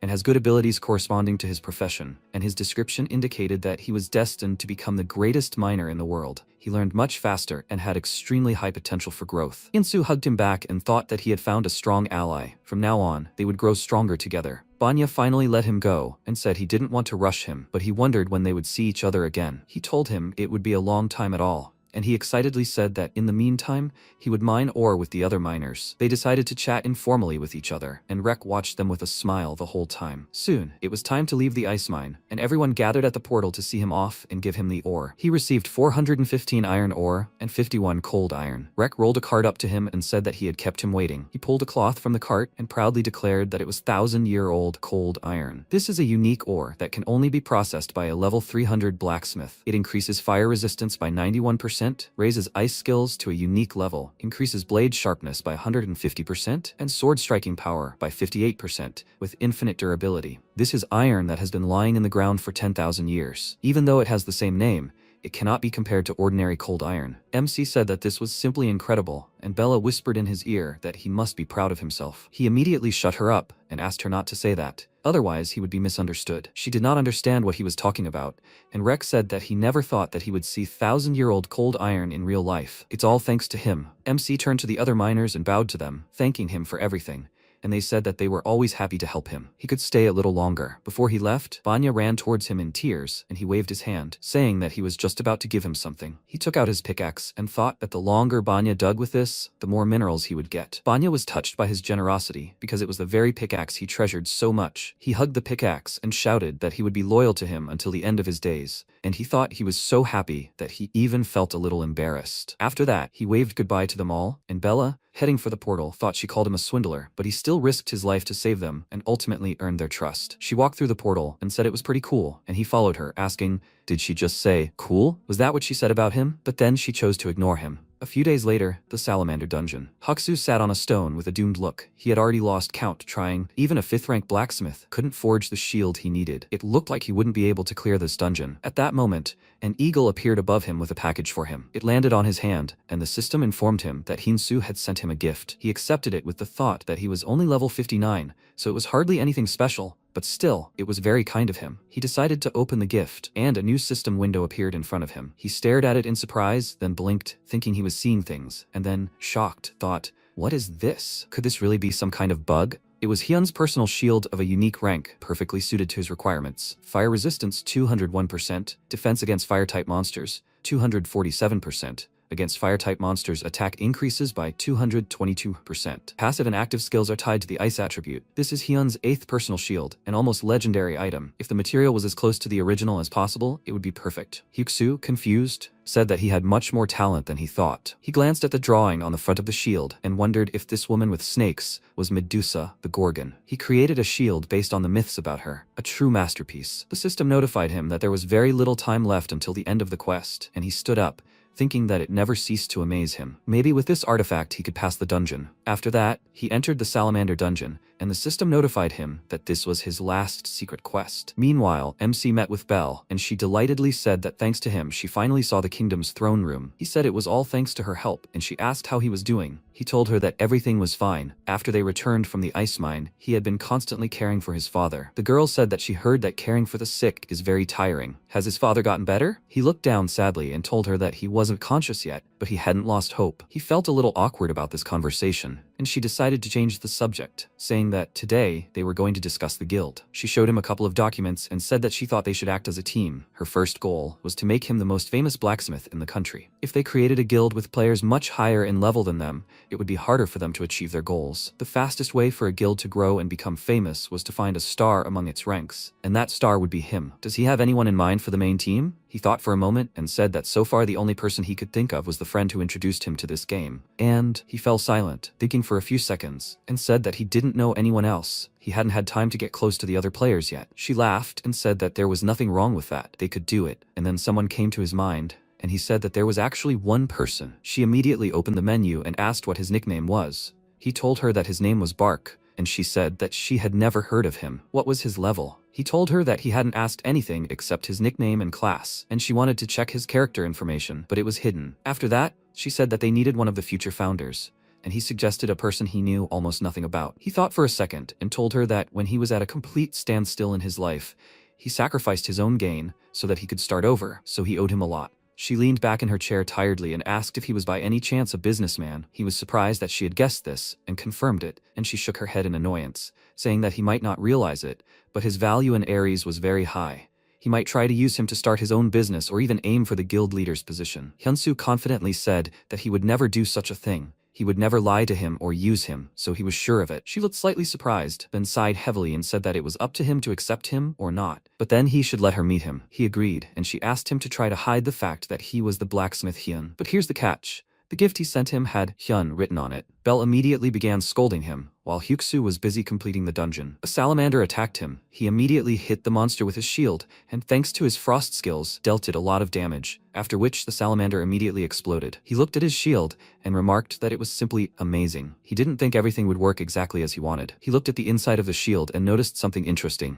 The inscription, Kyun. He immediately broke into a smile and exclaimed that this couldn't be. Could Hyunsu really be that blacksmith? What else could he surprise him with? He was thinking about how to thank him, and at that very moment, someone's huge hand appeared above him, which he noticed at the last moment, and because of this, missed the blow. The elemental threw him aside, and he hit his back against the stone wall. Then she created several fireballs behind her back and sent them all at him. An explosion occurred. Rocks and pieces of ice flew in all directions, and a large depression remained where Hyuksu had been. To the elemental's surprise, he withstood this attack and even remained unharmed, and she asked how he blocked her attack. Let him tell her the name of the one who created this shield. She directed fireballs at him again. He quickly ran away, and dodging her attacks, approached her from behind, and she said that if he didn't tell, she would pursue both him and his real body, behind which he was hiding. Hyuksu became nervous and thought that if the real character came for him, he would have to quit the game, but he would never give up Hyunsu to survive. He pounced on the elemental in a jump, and she, throwing a fireball at him, asked, "So, he's not afraid of death?" He blocked the attack with his shield and exclaimed with a smirk that she was nothing. When she extended her hand toward him, the system warned him that the Flame Queen's clone was using a deadly hand, making him nervous. The explosion hit him, and he cried out in pain, and she exclaimed, "He's risking his life for some artifact?" The system notified him that he had 33 health points remaining, and he, remembering Hyunsu, gathered his strength and shouted that this wasn't just an artifact, it was a gift from his comrade. The system informed him that the shield was obeying his will, after which a frosty air spread throughout the cave, making her nervous, and the hidden skill Ice Aegis activated. The elemental grew angry and exclaimed, "He thinks he can defeat her with such cheap tricks?" The system warned him that the clone was preparing a powerful spell, and at that moment, he threw a spear at her with all his might. Time seemed to slow down for her. She saw a piece of ice right before her eyes and let out a sigh before the spear instantly pierced her body and sank into the ground, splitting it into pieces. The system informed him that he had defeated the Flame Queen's clone and the Salamander dungeon quest was complete. He had received a set of fire dragon armor, but there was still danger. The ceiling collapsed, and Hyuksu barely managed to avoid it. After that, he caught his breath, and the system informed him that the secret test had been passed. He refused to reveal his comrade's name, even when his life was in danger. He exclaimed that this was actually natural, and the system declared that he had been granted the right to evolve, which confused and surprised him. It was, after all, a hidden class change. The system declared that as a tank, he was already ideal. He had been assigned the epic class, Growing. A rising one can even reach the legendary rank. It's a special class that protects something precious. Hyuksu thought for a second, then asked with a smile, "So this dungeon was a class quest from the start?" The system reminded him that he still hadn't joined a guild. It was recommended that he join one as soon as possible. He rubbed his chin with an alluring grin and thought that it seemed he had a lot to talk about with Hyunsu. After that, he went to meet him at some tavern. With his shiny armor, he stood out quite a bit, and everyone's attention was focused on him. MC rose from his chair, waving at him, and people started whispering about him, saying that he seemed to be a ranker, and Belle thought this guy looked absolutely stunning. They said he's not an easy guy, so she better be on her guard. Hyuksu walked up to Hyunsu, and with a wide smile on his face, placed his hand on his shoulder and thanked him. Thanks to him, he was able to complete the quest, and he had no idea who he really was. Belle immediately waved his hands excitedly, so as not to say anything unnecessary, and he, looking around, said that he hadn't noticed there were too many spectators. He took out a bag of coins and said that he would pay for everything, so they would move to a place where they could talk privately. After that, they went to the private guest quarters of the palace and decided to discuss everything over dinner. Hyuksu cleared his throat and returned to the topic. He saw the inscription Hyun engraved on the shield and immediately understood everything. Blacksmith Hyun was actually Hyunsu. Belle mentally noted that he got straight to the point, and MC confirmed it. He didn't want to hide anything from him, so he left his mark on the artifact. Hyuksu beckoned to him with his hand, and he, leaning on the table, reached for him. The man, with a wide smile on his face, patted him on the shoulder and thanked him, saying that he'd realized it when he tried to buy back the forge. He really was special. He was a little embarrassed to say it, but during the quest, when someone tried to take the artifact he'd created, he said it was a gift from a friend. Hyunsu's face immediately broke into a smile, thanking him for these words and saying that since he intended to keep his identity a secret, he would also keep this a secret. Belle looked at him slightly guiltily, thinking that he was trying to use Hyunsu, but she was wrong to doubt him. She cleared her throat and stood up from her chair, saying that she would like to introduce herself to him. Her name is Belle. She is Hyunsu's manager. She was biased against him at first, and for that, she wants to apologize. He didn't understand what she meant, and she smiled awkwardly, saying that since he knew who Hyunsu was, she thought that he would try to use him somehow. She had already assumed the worst outcome. He said that there was some truth to that. Many people would try to use someone like him. To be honest, he himself was thinking about creating a guild with him, but he didn't want to achieve anything by using him. Besides, it seems like he is already surrounded by good people, so he is calm. And that is enough for him. MC said that he actually wanted to tell him something. He wants to invite him to his guild. The man was slightly surprised by this and said that he wanted to work with him. The thing is, he wants to become stronger together with them. Hyuksu looked closely at his serious face, thinking about it, and Belle froze, waiting for his decision. After a few seconds, he smirked and remarked that it sounded good. From now on, he will protect him. He extended his hand and said that he would like to introduce himself properly. His nickname is Bark. He is level 371, and his class is a growing tank. As far as he knows, he may soon reach the legendary class. Belle was very surprised by this news. Hyuksu thought, he also has a legendary class, right? Now MC also wanted to introduce himself properly. His real name is Hyunsu, and he is level 80. His class is the god of blacksmiths. He was very surprised, and when they shook hands, MC said that he didn't even have a name for the guild yet, but he was looking forward to them working together. He smiled and said that the feeling was mutual, then called him the future leader. Belle was happy, watching them, and Hyuksu suggested that they start eating while they chatted. He also wants to pay him for that gift. He clicked something in the system window and Hyunsu said that he gave the shield as a gift, so he didn't need to do anything. But it was too late. He transferred 400 million won to his account. He was very surprised and immediately started waving his hands excitedly, saying that it was just a gift, and he laughed, saying that he couldn't accept it so easily. Has he already thought about how he will develop his guild? Belle said that her first goal is to make the blacksmith more famous. After that, she wants to take orders for creating items. He became interested and asked, so she wants to make the guild's name famous first? And what's her plan? She told him they'll put the hottest guy on air, and it'll be Hunsu. He stared at her in surprise, not understanding if he'd misheard the words about a hot guy, and then nervously asked what she said about going on air. Is that a joke? They both stared at him with enticing glances, and he smiled wryly, thinking it was simply amazing. Since the game became popular, major television channels have partnered with it. Online networks, private streamers, they've all released content about the game. Among them, one channel used to have the highest ratings broadcasting the game. After a while, the staff was already busily preparing for the broadcast. The host climbed into the game capsule, and the producer, so nervous that he started biting his nails, asked, "They all know that their ratings have been dropping lately, right?" His colleague confirmed this, saying that's why they've already built up interest. Blacksmith Hyun declined to appear, but the martial arts tournament winner said he'd come in his place. They both prayed, as this could be their last chance. A message appeared on the screen announcing preparations for the broadcast, and 6,000 viewers had already gathered. One of them wrote that the legendary Truth Room would soon begin, and another viewer noted that this was true, but they only bring boring guests. In the Truth Room, they force you to tell only the truth. The broadcast finally began. The host appeared and greeted all the viewers, saying that they hadn't seen each other in a while. Their guest today is the martial arts tournament winner. Everyone is interested in his real face, right? Someone in the viewers said that they said the blacksmith will also appear, but he won't show his face. Another anonymous viewer said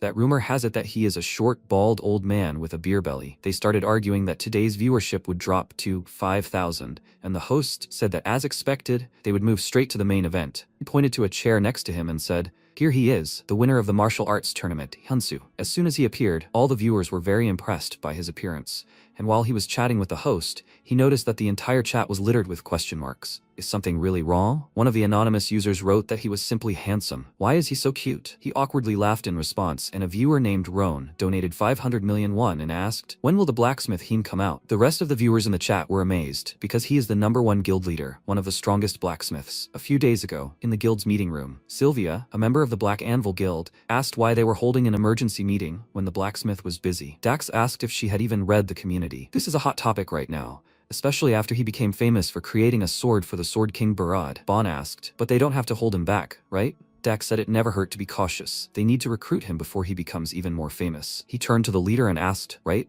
Roan said he listened to their opinions, and as for the blacksmith Hun, he would check everything personally and then decide. That's why he went to watch the stream and even sent a donation. The host was very happy with such a generous donation and clapped his hands, saying that they had an incredible guest watching today. The leader of the best blacksmith guild in Korea is watching their stream. You can't see something like that even for money. He asked the viewers to support them, And then the blacksmith Hun sent a donation of 100,000 won, saying that he would do an interview today. Seeing this, the host became very excited and said that they were very happy to see him. And the MC thought that, as expected, he set everything up so that people thought that they were two different people. The host decided to return to the topic and turned to Hunsu, asking him to introduce himself. How old is he? He answered that he is 23 years old, and he asked what he does for a living, to which he replied that for now, he puts everything into the game. The host asked if he has a girlfriend, and he laughed, saying that it would be nice. Then the girls immediately started donating to them, saying that they don't have a boyfriend either, and they want to know more about him. The host was very happy and grinned seductively,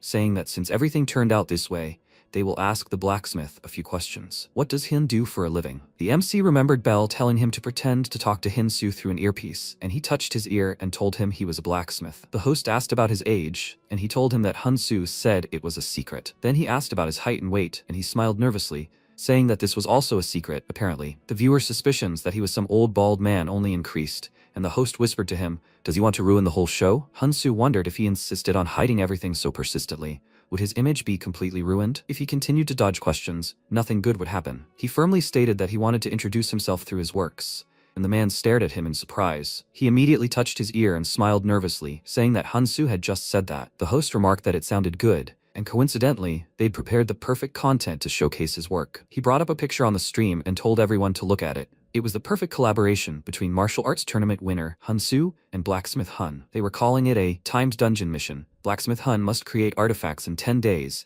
and Hunsu must clear the dungeon using these artifacts. The viewers were surprised. It was incredibly difficult. Even top blacksmiths would have a hard time standing out in such conditions. The host smiled nervously and silently asked everyone to shut up. How could anyone be distracted from such cool content? This would definitely revive their channel. After that, they received a donation from Blacksmith Roan. He said that if he made a rare item in 10 days, he would give 1 million. For an epic, 3 million. And for a unique, 10 million. Could he really set such a mission? The host became very excited, and Roan said that if he couldn't do it, then he would have to reveal information about the sword that was made for the Sword King, Barad. The host was delighted by such crazy content, and the MC frowned, so Roan decided to see what he could do, and Hunsu, touching his ear, said that Hunsu accepted his challenge. After this eventful day, the MC returned to the forge and got down to business. Meanwhile, Belle watched the community's reactions. They were surprised and very interested. She said that ever since he appeared, the entire community has been talking about him. What does it feel like to be famous? He ignored her, and then she grabbed his shoulder tightly and called out loudly, startling him. She asked what amazing thing he plans to create. He told her that he was still thinking about it. The artifacts he creates will be at least rare,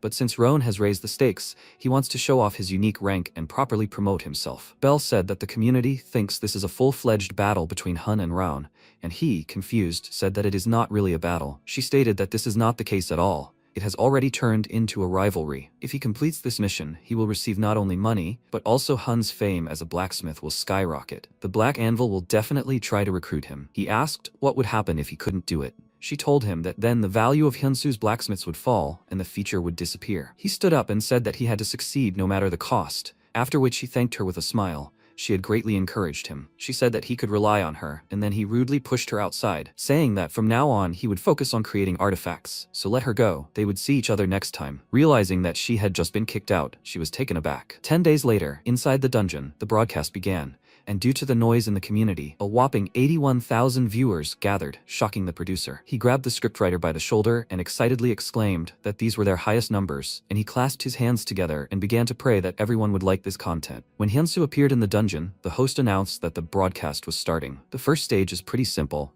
There are about 40 monsters below, and his mission is to break a red rock on a hill 400 meters away on the opposite side, breaking through them. For reference, the person who took first place is currently 7th in the overall national rankings, with a record of 1 minute 23 seconds, which has never been broken. If he sets a new record, he will receive 10 million won. The host was very happy, while the viewers began to discuss how long it would all take. The MC walked to a cliff from which all the monsters below could be seen, and the countdown began. As soon as it all started, he looked into the camera and said that the artifact he would show today was not a bow and arrow. It was a glove. The broadcast viewers were not very confident in his success, and then he pulled the arrow back on the bowstring with all his might, and his glove increased his strength by 111 points, as well as his attack range. Destructive power increases along with an increased strength stat. He released the arrow, and with a loud whistle, it flew at high speed over the monsters monsters and shattered the red stone into pieces. Thus, he set a new record for the first stage of the timed dungeon. It took him 41 seconds to complete it. The host was delighted and exclaimed that since he set a new record, he would receive 10 million won. Hansu smiled and thanked them all for the prize, but the reward he would receive would be 20 million won. He was surprised. Then MC turned to Roan, asking, he hasn't forgotten about their bet, has he? He grinned and showed him the glove, saying that it was of a unique rank. A new message appeared in front of him, and Roan asked it to display information about the artifact. He showed it to him, and he stared at the screen, puzzled, making sure that this artifact was indeed of a unique rank and was made by Hansu. This glove is specially made for an archer.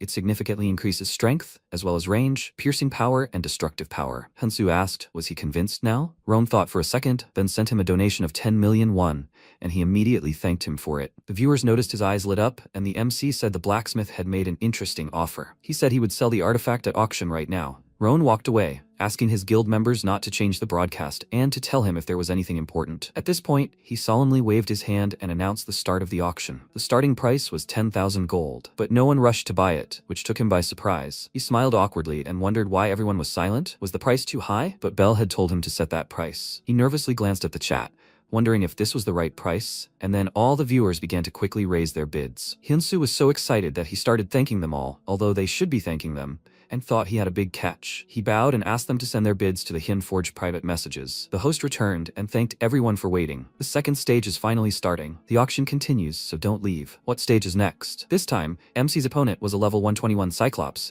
and he prepared a heavy sword for it. Everyone was wondering if he could defeat the Cyclops, and at that moment, the monster raised its club over its head. Hansu concentrated, quickly jumped to the side, and then pounced on the Cyclops. But while he was in the air, he decided to punch him. Fortunately, he managed to block the blow. The spectators thought he was killed by this blow, but they jumped to conclusions. MC, with renewed vigor, rushed into the attack. He swung his sword, and the Cyclops swung his club. Their weapons clashed, but Hansu's sword proved stronger, cutting off the monster's arm before landing several blows and landing nearby. The audience was surprised that he killed the Cyclops with one blow. Was it the champion or the weapon that was so cool? Everyone was curious about the rank of the artifact. They thought the sword was at least rare, and the MC, seeing the chat, laughed awkwardly and said that the second item was a bit disappointing. They immediately inundated him with messages asking to see the sword's stats, and some viewers laughed at that. This weapon turned out to be quite common. The description said that this custom sword received a random penalty. The audience was surprised. The difference from the first artifact was simply huge. So, Hyun just got lucky the first time? The first item was unique, and the second one is common? Even an ordinary blacksmith could do that. Hyunsu smiled awkwardly and asked, that's a bit disappointing, right? He thought that he didn't even know that emergency crafting through the panel reduces the rank by 2 levels. There was no notification about it, but it's so unfair. Roan, watching the stream, decided that Blacksmith Hun's success was just luck. And then he received a call. A member of his guild said that the second artifact was so-so, but he still thought they should hire him. The leader remained silent, and he asked how much they should offer him as a bonus. He glanced at the stream and answered that they should offer him 2 billion, after which he ended the call and thought that maybe it was too much, but it was better to hire an experienced blacksmith and not bother. He decided to examine the sword stats more closely and noticed something interesting. Meanwhile, the host exclaimed that it was simply amazing. He had flawlessly cleared the second stage, but the last stage will not be easy. But why? The thing is, there will be a bunch of bosses there. Hansu needs to reach the hill with the flag. Of course, the monsters won't just stand there and watch. He needs to reach the flag without getting kicked out. Honestly, after his words, they might ask, is this the final stage? The viewers agreed with him, saying they were already thinking about leaving the broadcast. And he said that the monster in this stage would be a level 138 werewolf. A werewolf's hide is so thick that even players of the same level can't penetrate it. Therefore, the chance of success in this stage is less than 20%. Even the fastest record holder barely made it through this stage. He told Hansu to start and wished him luck, and Hansu said that there was nothing he could do with the weapon. There was no point in regretting it. He needed to focus on the final stage. The viewers told him to get started quickly, but when they saw that he wasn't moving at all, they asked if there was no time left. He declared that he wasn't going to run from the monsters, and they laughed at his boldness. Then he pulled out a bow and said that with this weapon, he would kill them all. The audience advised him to run while he could, but he wasn't going to do that. He turned to the huge crowd of monsters, took aim, and then fired, hitting one of them in the head. The werewolf screamed and grabbed his head. His whole body began to tremble, and the ground beneath his feet cracked, pressing him sharply against it. There was a roar. chunks of earth flew apart, and the MC happily said that this time, everything was definitely right. The audience didn't understand what they had just seen, and, delighted, asked him to quickly show them the characteristics of this weapon. Hansu said he now wants to introduce them to a third item, inspired by a bow from Jeju Island myths. They say a great king used this bow to shoot down the sun and moon, and this item is called the 1,000-gun bow. When he was little, his father told him the legends of Jeju Island. Long ago, in the world of the living, there were 2 suns and 2 moons, causing chaos in the world. The king of the world of the living, Sobyul Wang, asked his older brother, the king of the underworld, Daebyul Wang, for help. King Daebyul Wang descended to the world of the living to help his brother. He used a bow weighing 1,000 gun, or 600 kilograms, to shoot down the extra sun and moon and restore order. That's the story. But he was more interested in this bow, and told his father that he wanted to make one too. Now that he's grown up, he's taken it seriously. He thought that if he used his knowledge, he might be able to create a real bow weighing 1,000 gun, but it was unclear how much strength he would need. A brilliant idea came to him. Instead of a bow weighing 1,000 gun, he could increase the weight of an enemy hit by an arrow. He decided to try it and got some black wood with a smooth texture, used as a material for imbuing special abilities. That's how he created this bow. At the moment, he quickly broke through a horde of monsters, shooting an arrow into each of them, and they immediately fell. Watching this, the host exclaimed in delight that this couldn't be. Could werewolves really be killed that easily, with an arrow? The audience was also amazed, and the MC looked around, saying that he dealt with the werewolves, but something was wrong. The atmosphere changed as soon as he entered the forest. A new group of werewolves leaped out from the shadows of the trees. He was about to kill them all with one shot this time, but he didn't notice another monster lurking behind him. The wolf opened its mouth wide, and a deafening howl echoed through them, raising a wind in the forest. Hyunsu turned to check and froze in horror, unable to understand why he was feeling this fear. The system informed him that he was hearing the roar of a powerful predator, activating his survival instinct. The effect? Fear. A wolf emerged from the forest, its steps heavy, and the chains around its neck clanking loudly. The system informed him of the beginning of a new story, the descent of a fragment of Fenrir, the king of level 178 werewolves. Those who catch it will receive a reward. Even the host himself didn't know such a monster existed in this dungeon, and clutched his head. The audience worriedly commented that Fenrir was one of the legendary monsters, and fear slowed movement. At this time, the MC couldn't move, and the werewolves immediately took advantage of this and pounced on him, landing a couple of blows before retreating. Despite the blows, Hansu managed to stay on his feet, and then a new group of monsters ran towards him. He tried to use his bow, but his arms barely moved, and he cursed, and the system warned him that he was under the bleeding effect. Under the influence of fear and bleeding, his physical stats decrease. He nervously gritted his teeth and thought that his lack of strength was due to the effects, in which case he would compensate for the lack of strength with items. He put on a glove, thanks to which he was able to immediately fire his bow, and the arrow flew straight towards Fenrir. He responded with the skill Claws of Destruction and broke the arrow in half, followed by an explosion. Because of the veil of dust, the host couldn't tell if he was okay, and one of the viewers asked, "He was supposed to die from this, right? This is all madness. Is it even possible?" Luckily, Hansu wasn't hurt. There was no one at the scene of the explosion except Fenrir. He ran behind the trees and jumped, ending up right above the wolf's head, then took aim and said it was a dead end. He shot him right in the eye, and while he was in the air, the wolf decided to slap him with its paw,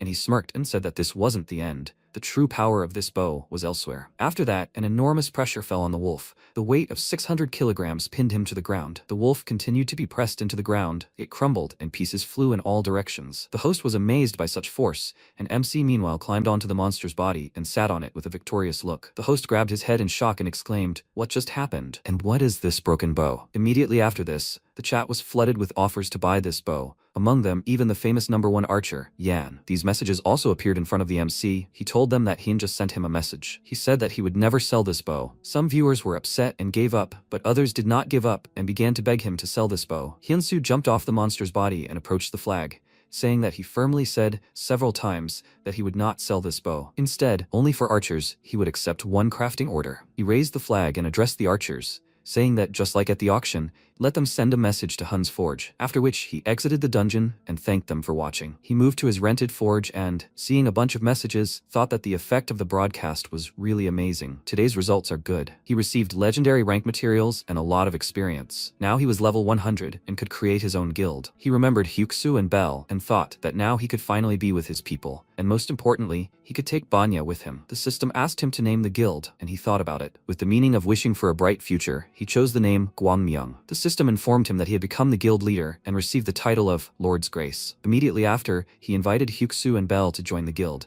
and the man remarked that the name sounded pretty good, and Belle liked it too. She excitedly exclaimed that now that the guild was created, she would first look for a base for them, and then asked what he would do next. He told her that he was going to keep the promise he made to Barad, and she asked in surprise, "What promise?" He told her that Barad had recently told him something. If he ever created a guild, he should find him, and to keep this promise, he will set off for the kingdom of Goyard right now. When news of the guild's creation reached His Majesty, he did something that outraged his servants. How can he give land to a stranger? This is too much. Barad said he knows this. To obtain land, one must perform worthy deeds, and they think he looks like someone who makes such decisions frivolously. Then the protagonist received a call from Kim Po. He answered and asked, "Hello." The man greeted him and said that thanks to him, the broadcast went really well. He hoped it would be the same next time. They would gladly invite him again. He was grateful. The total donations were 37 million won, and after deducting the commission he would receive about 25 million. He would also receive 10 million won as a bonus for setting a new record. Then he awkwardly added about sending money to the blacksmith Hunsu. The protagonist smiled and said that if he transferred it to his account, he would split the amount in half and give it to him. He replied that he understood. Then they would see each other again. He said yes, see you later. Then he looked at the phone screen and said, "Wow, the donations alone are already 25 million won. In that case, in just 10 days, including the sale of the glove, he received about 100 million won." Then Belle wrote, "Hunsu, can he log in now?" He replied, "Yes, he'll log in now." After a while, he found himself in the village square. Belle ran up to him, shouting, "Hunsu." She clenched her fists and, smiling, shouted, "He's incredibly popular right now. This is no joke." Not only is Black Anvil inviting him to join their ranks, but Hunsu's forge has surpassed 410,000 subscribers, and it's ranked 49th among Korean forges. Hyunsu, is he even listening to her? He smiled awkwardly and, scratching the back of his head, said, "It's all thanks to how well she manages everything, Belle." Then she smiled awkwardly and, closing her eyes, apologized and said that she got a little carried away. By the way, he said he was heading to the Goyard Kingdom. Did he have everything prepared? He replied, yes, he had prepared thoroughly. He repaired some damaged equipment he recently received as a quest reward using his own method. He plans to show it to Barad and build trust. She remarked that it was an excellent idea. She clenched her fist and added,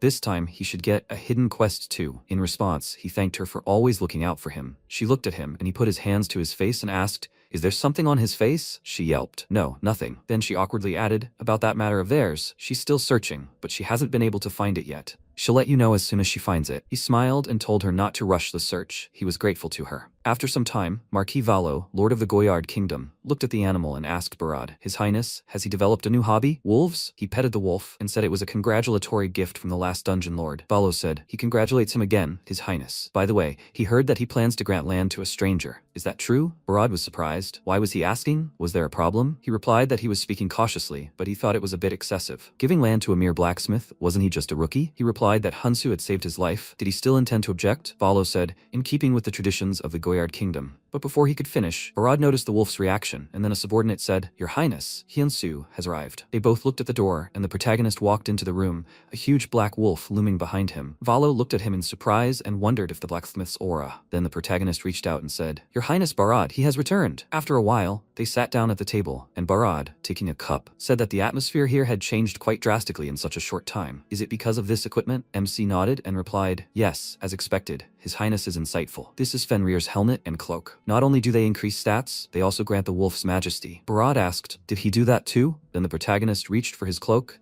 and said that it wasn't so. He only repaired the equipment he received as a reward. Then he looked at the animal and said, "Judging by the wolf's reaction, it seems the effect worked as intended. By the way, His Highness, may he know why he called him?" Barad then looked out the window and said, "In the west of the kingdom, there's a small territory called Wallace. Wallace is a village of blacksmiths. Just a few years ago, it was thriving, but now one could say it has completely fallen apart. The situation is bad enough to affect neighboring territories, so there's a lot of talk among the nobles. They've sent many talented people to restore Wallace, but every time it's been a waste of effort, and for some reason, no one can understand why. They always end up fleeing the village as if escaping from something." And then he met him, and when he saw the sword he made, he was sure. The one who can solve the Wallace problem is him. At that moment, a system window appeared, stating that he must restore the western territory of Wallace. Rank S, restricted only to those who have received Barad's offer. Reward, 10,000 gold for every 10% increase in territorial development. Penalty for failure, decreased trust level with Barad. Description: the problematic territory of Wallace in the Kingdom of Goyard has been declining at a certain point. He must find the cause and restore it to its former glory. Then the protagonist looked at the scroll in his hand and thought, restore the city, something he's never done before. Then he said, "Your Majesty, he knows. He has no experience rebuilding cities, but if this is a blacksmith's town,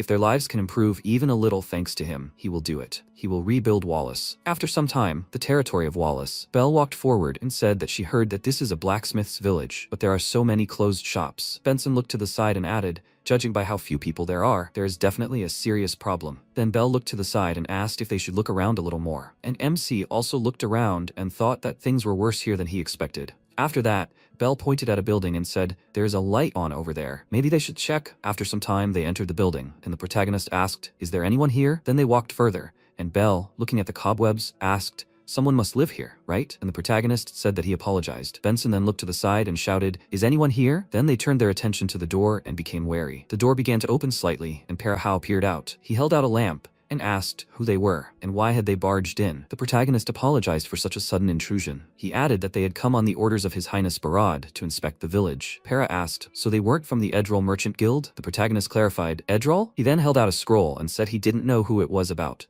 But if he didn't believe it, here was His Highness's decree. With that, he unrolled the scroll. He walked to the door and, placing the scroll next to it, said he would leave it here. They would step aside and he could examine it for now. Then Para took the scroll and after a few seconds said that it truly was His Highness's seal. It had been a while since he had seen strangers. Then he came out to them and, introducing himself, said he was my lady's personal blacksmith. The protagonist approached him and said, "Almost all the forges in the village are closed. Did something happen?" He replied, "The Edroll Guild broke into the village a year ago. That's how it all started." MC said, "The Edroll Guild, the ones he was talking about?" He replied, "It's a long story. Would they listen to an old man?" Rumors had reached the guild that blacksmiths were gathering here, so they showed up. The guildmaster presented all sorts of expensive gifts. They gained their trust and offered a deal. My lady wanted to glorify the weapons of their masters, so she happily agreed. That's how the Edroll Guild infiltrated the village. And one day at dinner, the guildmaster suddenly proposed a bet. It was naively taken as a joke, but the outcome was disastrous. Having lost the bet, my lady lost all her power. The tyranny of the Edroll Guild began. Many blacksmiths tried to escape, but those who failed faced total slavery. Then Belle commented on how vile it was.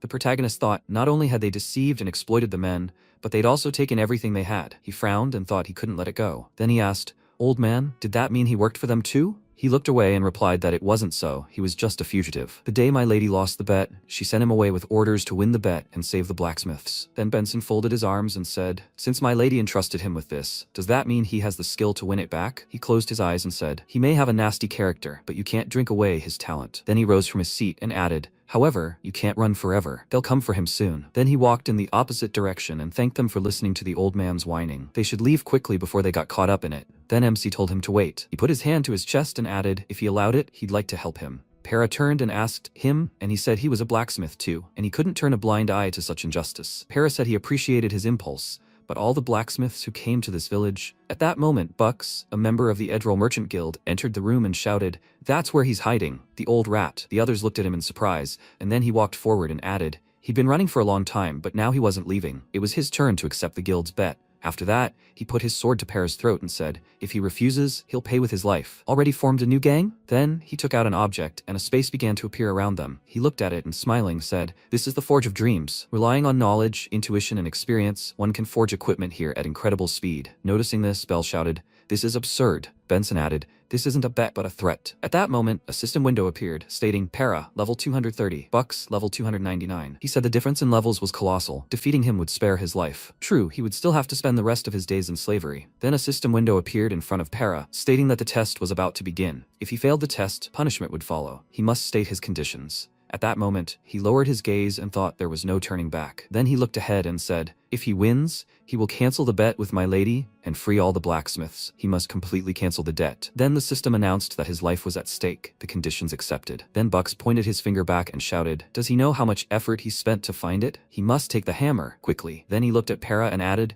whoever forges the best sword wins. He replied that he understood. Then the protagonist took Para by the hand and said, sir. He said that they had only known each other for a short time, but he was grateful to him. But then he walked into space, and the protagonist looked after him. After that, Para let out a loud sigh and began to create the weapon. He thought that he must forge the best sword in his life. He began to strike the blank with the hammer, and then heated it up. The next second, he looked to the side, looking at Buck's finished sword. He thought, as a blacksmith, he feels in his gut, this sword is a masterpiece. It is a complete disaster. Soon it will be gone, and these lands too. Then he heard a scream. He must concentrate. He turned around and noticed how the protagonist began to hit the wall and shouted at him to pull himself together. He should only think about the blade. The temperature is dropping. He must watch the color of the flame. Then Para returned to crafting the weapon, and the protagonist continued to shout. He must increase the temperature. He still has a chance. At that moment, a system window appeared and Para looked at it in surprise, and then he turned his gaze to the protagonist. The system window said he was receiving the teachings of the blacksmith master. He shouted in surprise, "Him?" At that moment, the man in the control room clenched his fists and shouted, "Damn it!" He slammed his hands on the table and added, "He put so much into it and he had to run into Hansu of all people." And Soyeon looked at him and said, "Bucks, isn't he just a passing character?" He grabbed his head and shouted, "A passing character? He's the 11th legend of the new continent." She shouted in surprise. "What?" He said that if all the legends were good, it would be boring. He planned to make him the new villain. Then Soyeon looked at Taesuk and said, "No way. His clash with Hyunsu won't backfire, will it?" He paused, tilting his head and saying he didn't even know. They couldn't intervene directly anyway. All they could do was watch. Meanwhile, the system reported receiving instructions from the master blacksmith. Para asked in surprise, "Masters?" And the protagonist shouted, "He must concentrate. He can't relax. Time is short, so it's better to temper in oil, not water." Para followed his advice, and MC said that when sharpening the blade, he should apply even pressure. The next second, Bucks raised his sword, and Para did the same. The protagonist thought almost simultaneously. Then Para's face broke out in sweat, and he said, "It's done." A system window appeared in front of him, stating that Para had created an artifact close to legendary. He looked at the weapon in his hand,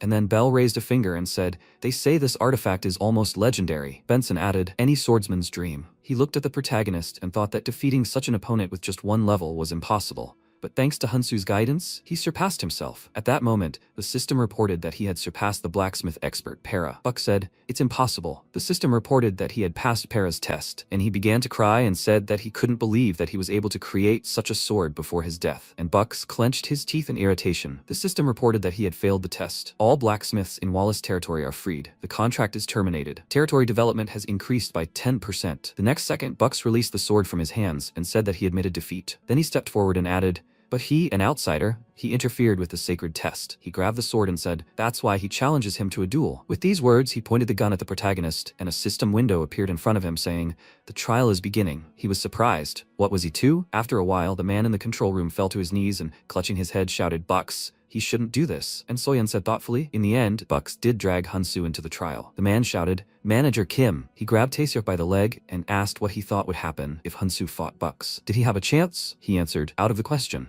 "Hansu is the god of blacksmithing." The man asked, "Then is there a chance that Hansu will just let Bucks go in peace?" He replied, "Judging by what Hansu had done before, the chances are 0, and Soyeon said that they would just wait and see. Then Taeseok looked at the monitor screen and said, "So who's testing whom here?" Hansu isn't the kind of person to be judged by level numbers alone. Meanwhile, MC looked at the sword in Bucks' hands and thought, "It's an artifact, so the problem was with the sword." Then Bucks pointed the weapon at him and said that if he fails the test, he'll cut off his arm. And the protagonist thought, he forced people to obey. Idiots like him shouldn't even exist. Then he said, his conditions are his sword. In response, Bucks smiled and said, "Okay, this will be a forging speed test." He let go of the sword and, pointing his finger at it, said, "It tests a blacksmith's normal speed, knowledge, and experience.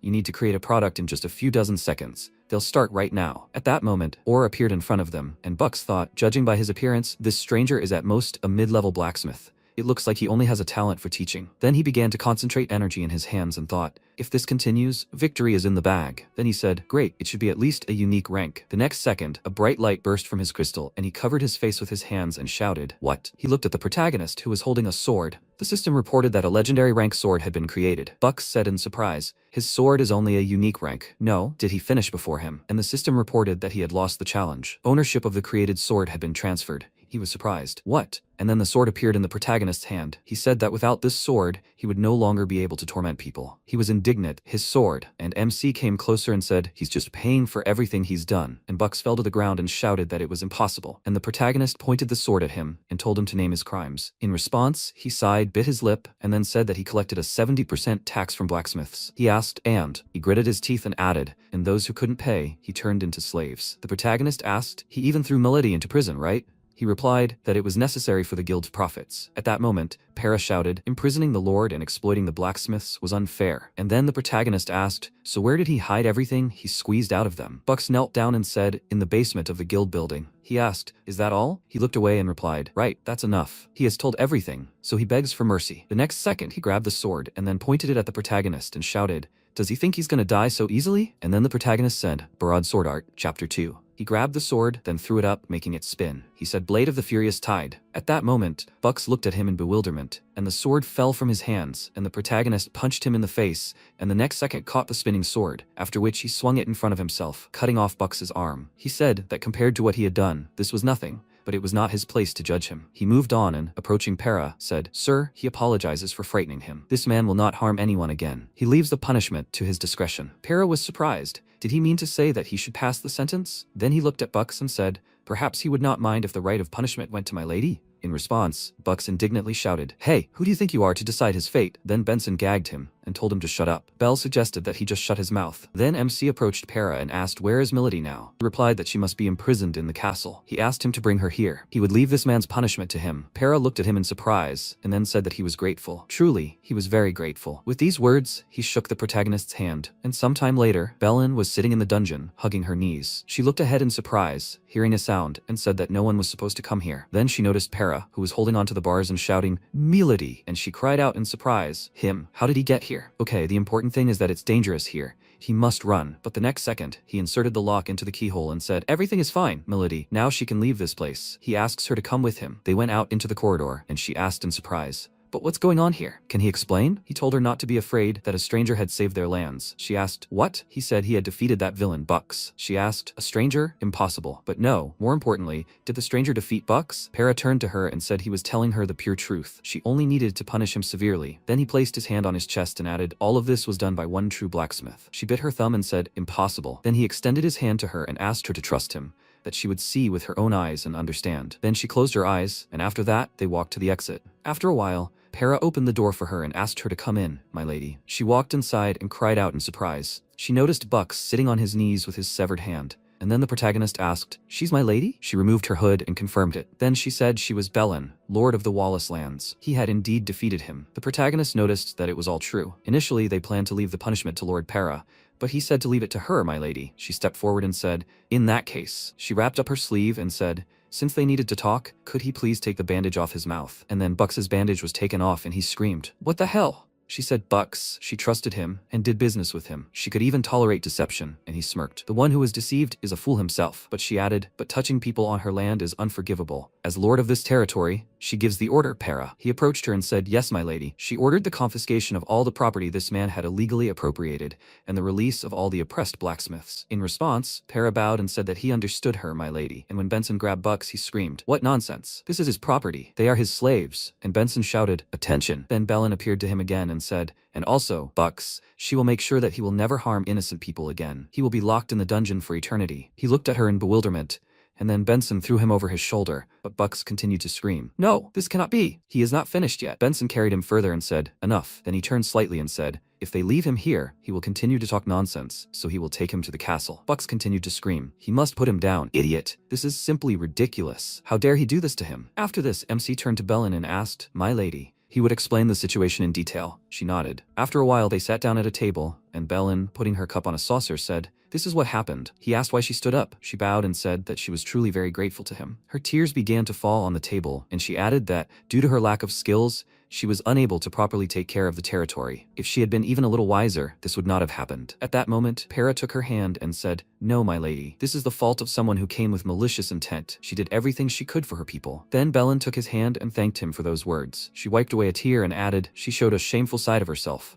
But the protagonist said that this was not at all the case. He understood everything perfectly. Then he rose from his seat and said, "Come to think of it, he never introduced himself." He then introduced himself, and Bellin did the same, bowing and saying she didn't know how to express her gratitude for saving the territory. The protagonist awkwardly held his hands out in front of him and said he only did what he had to. Bell agreed with him, and Bellin added that she apologized for misunderstanding them. Bell was surprised, misunderstood. What was she talking about? She said that when Para said that an outsider helped them, she didn't believe it. She had heard since childhood that outsiders were all selfish and only tried to use them. But today made her realize something. There are good outsiders like him, and she sincerely thanks them for protecting her territory. MC looked at her and thought that he came because of Barad's request, but he was very glad that he came because they were able to save those two and the suffering blacksmiths too. Then Bellin said she wanted to repay all those who saved her territory. She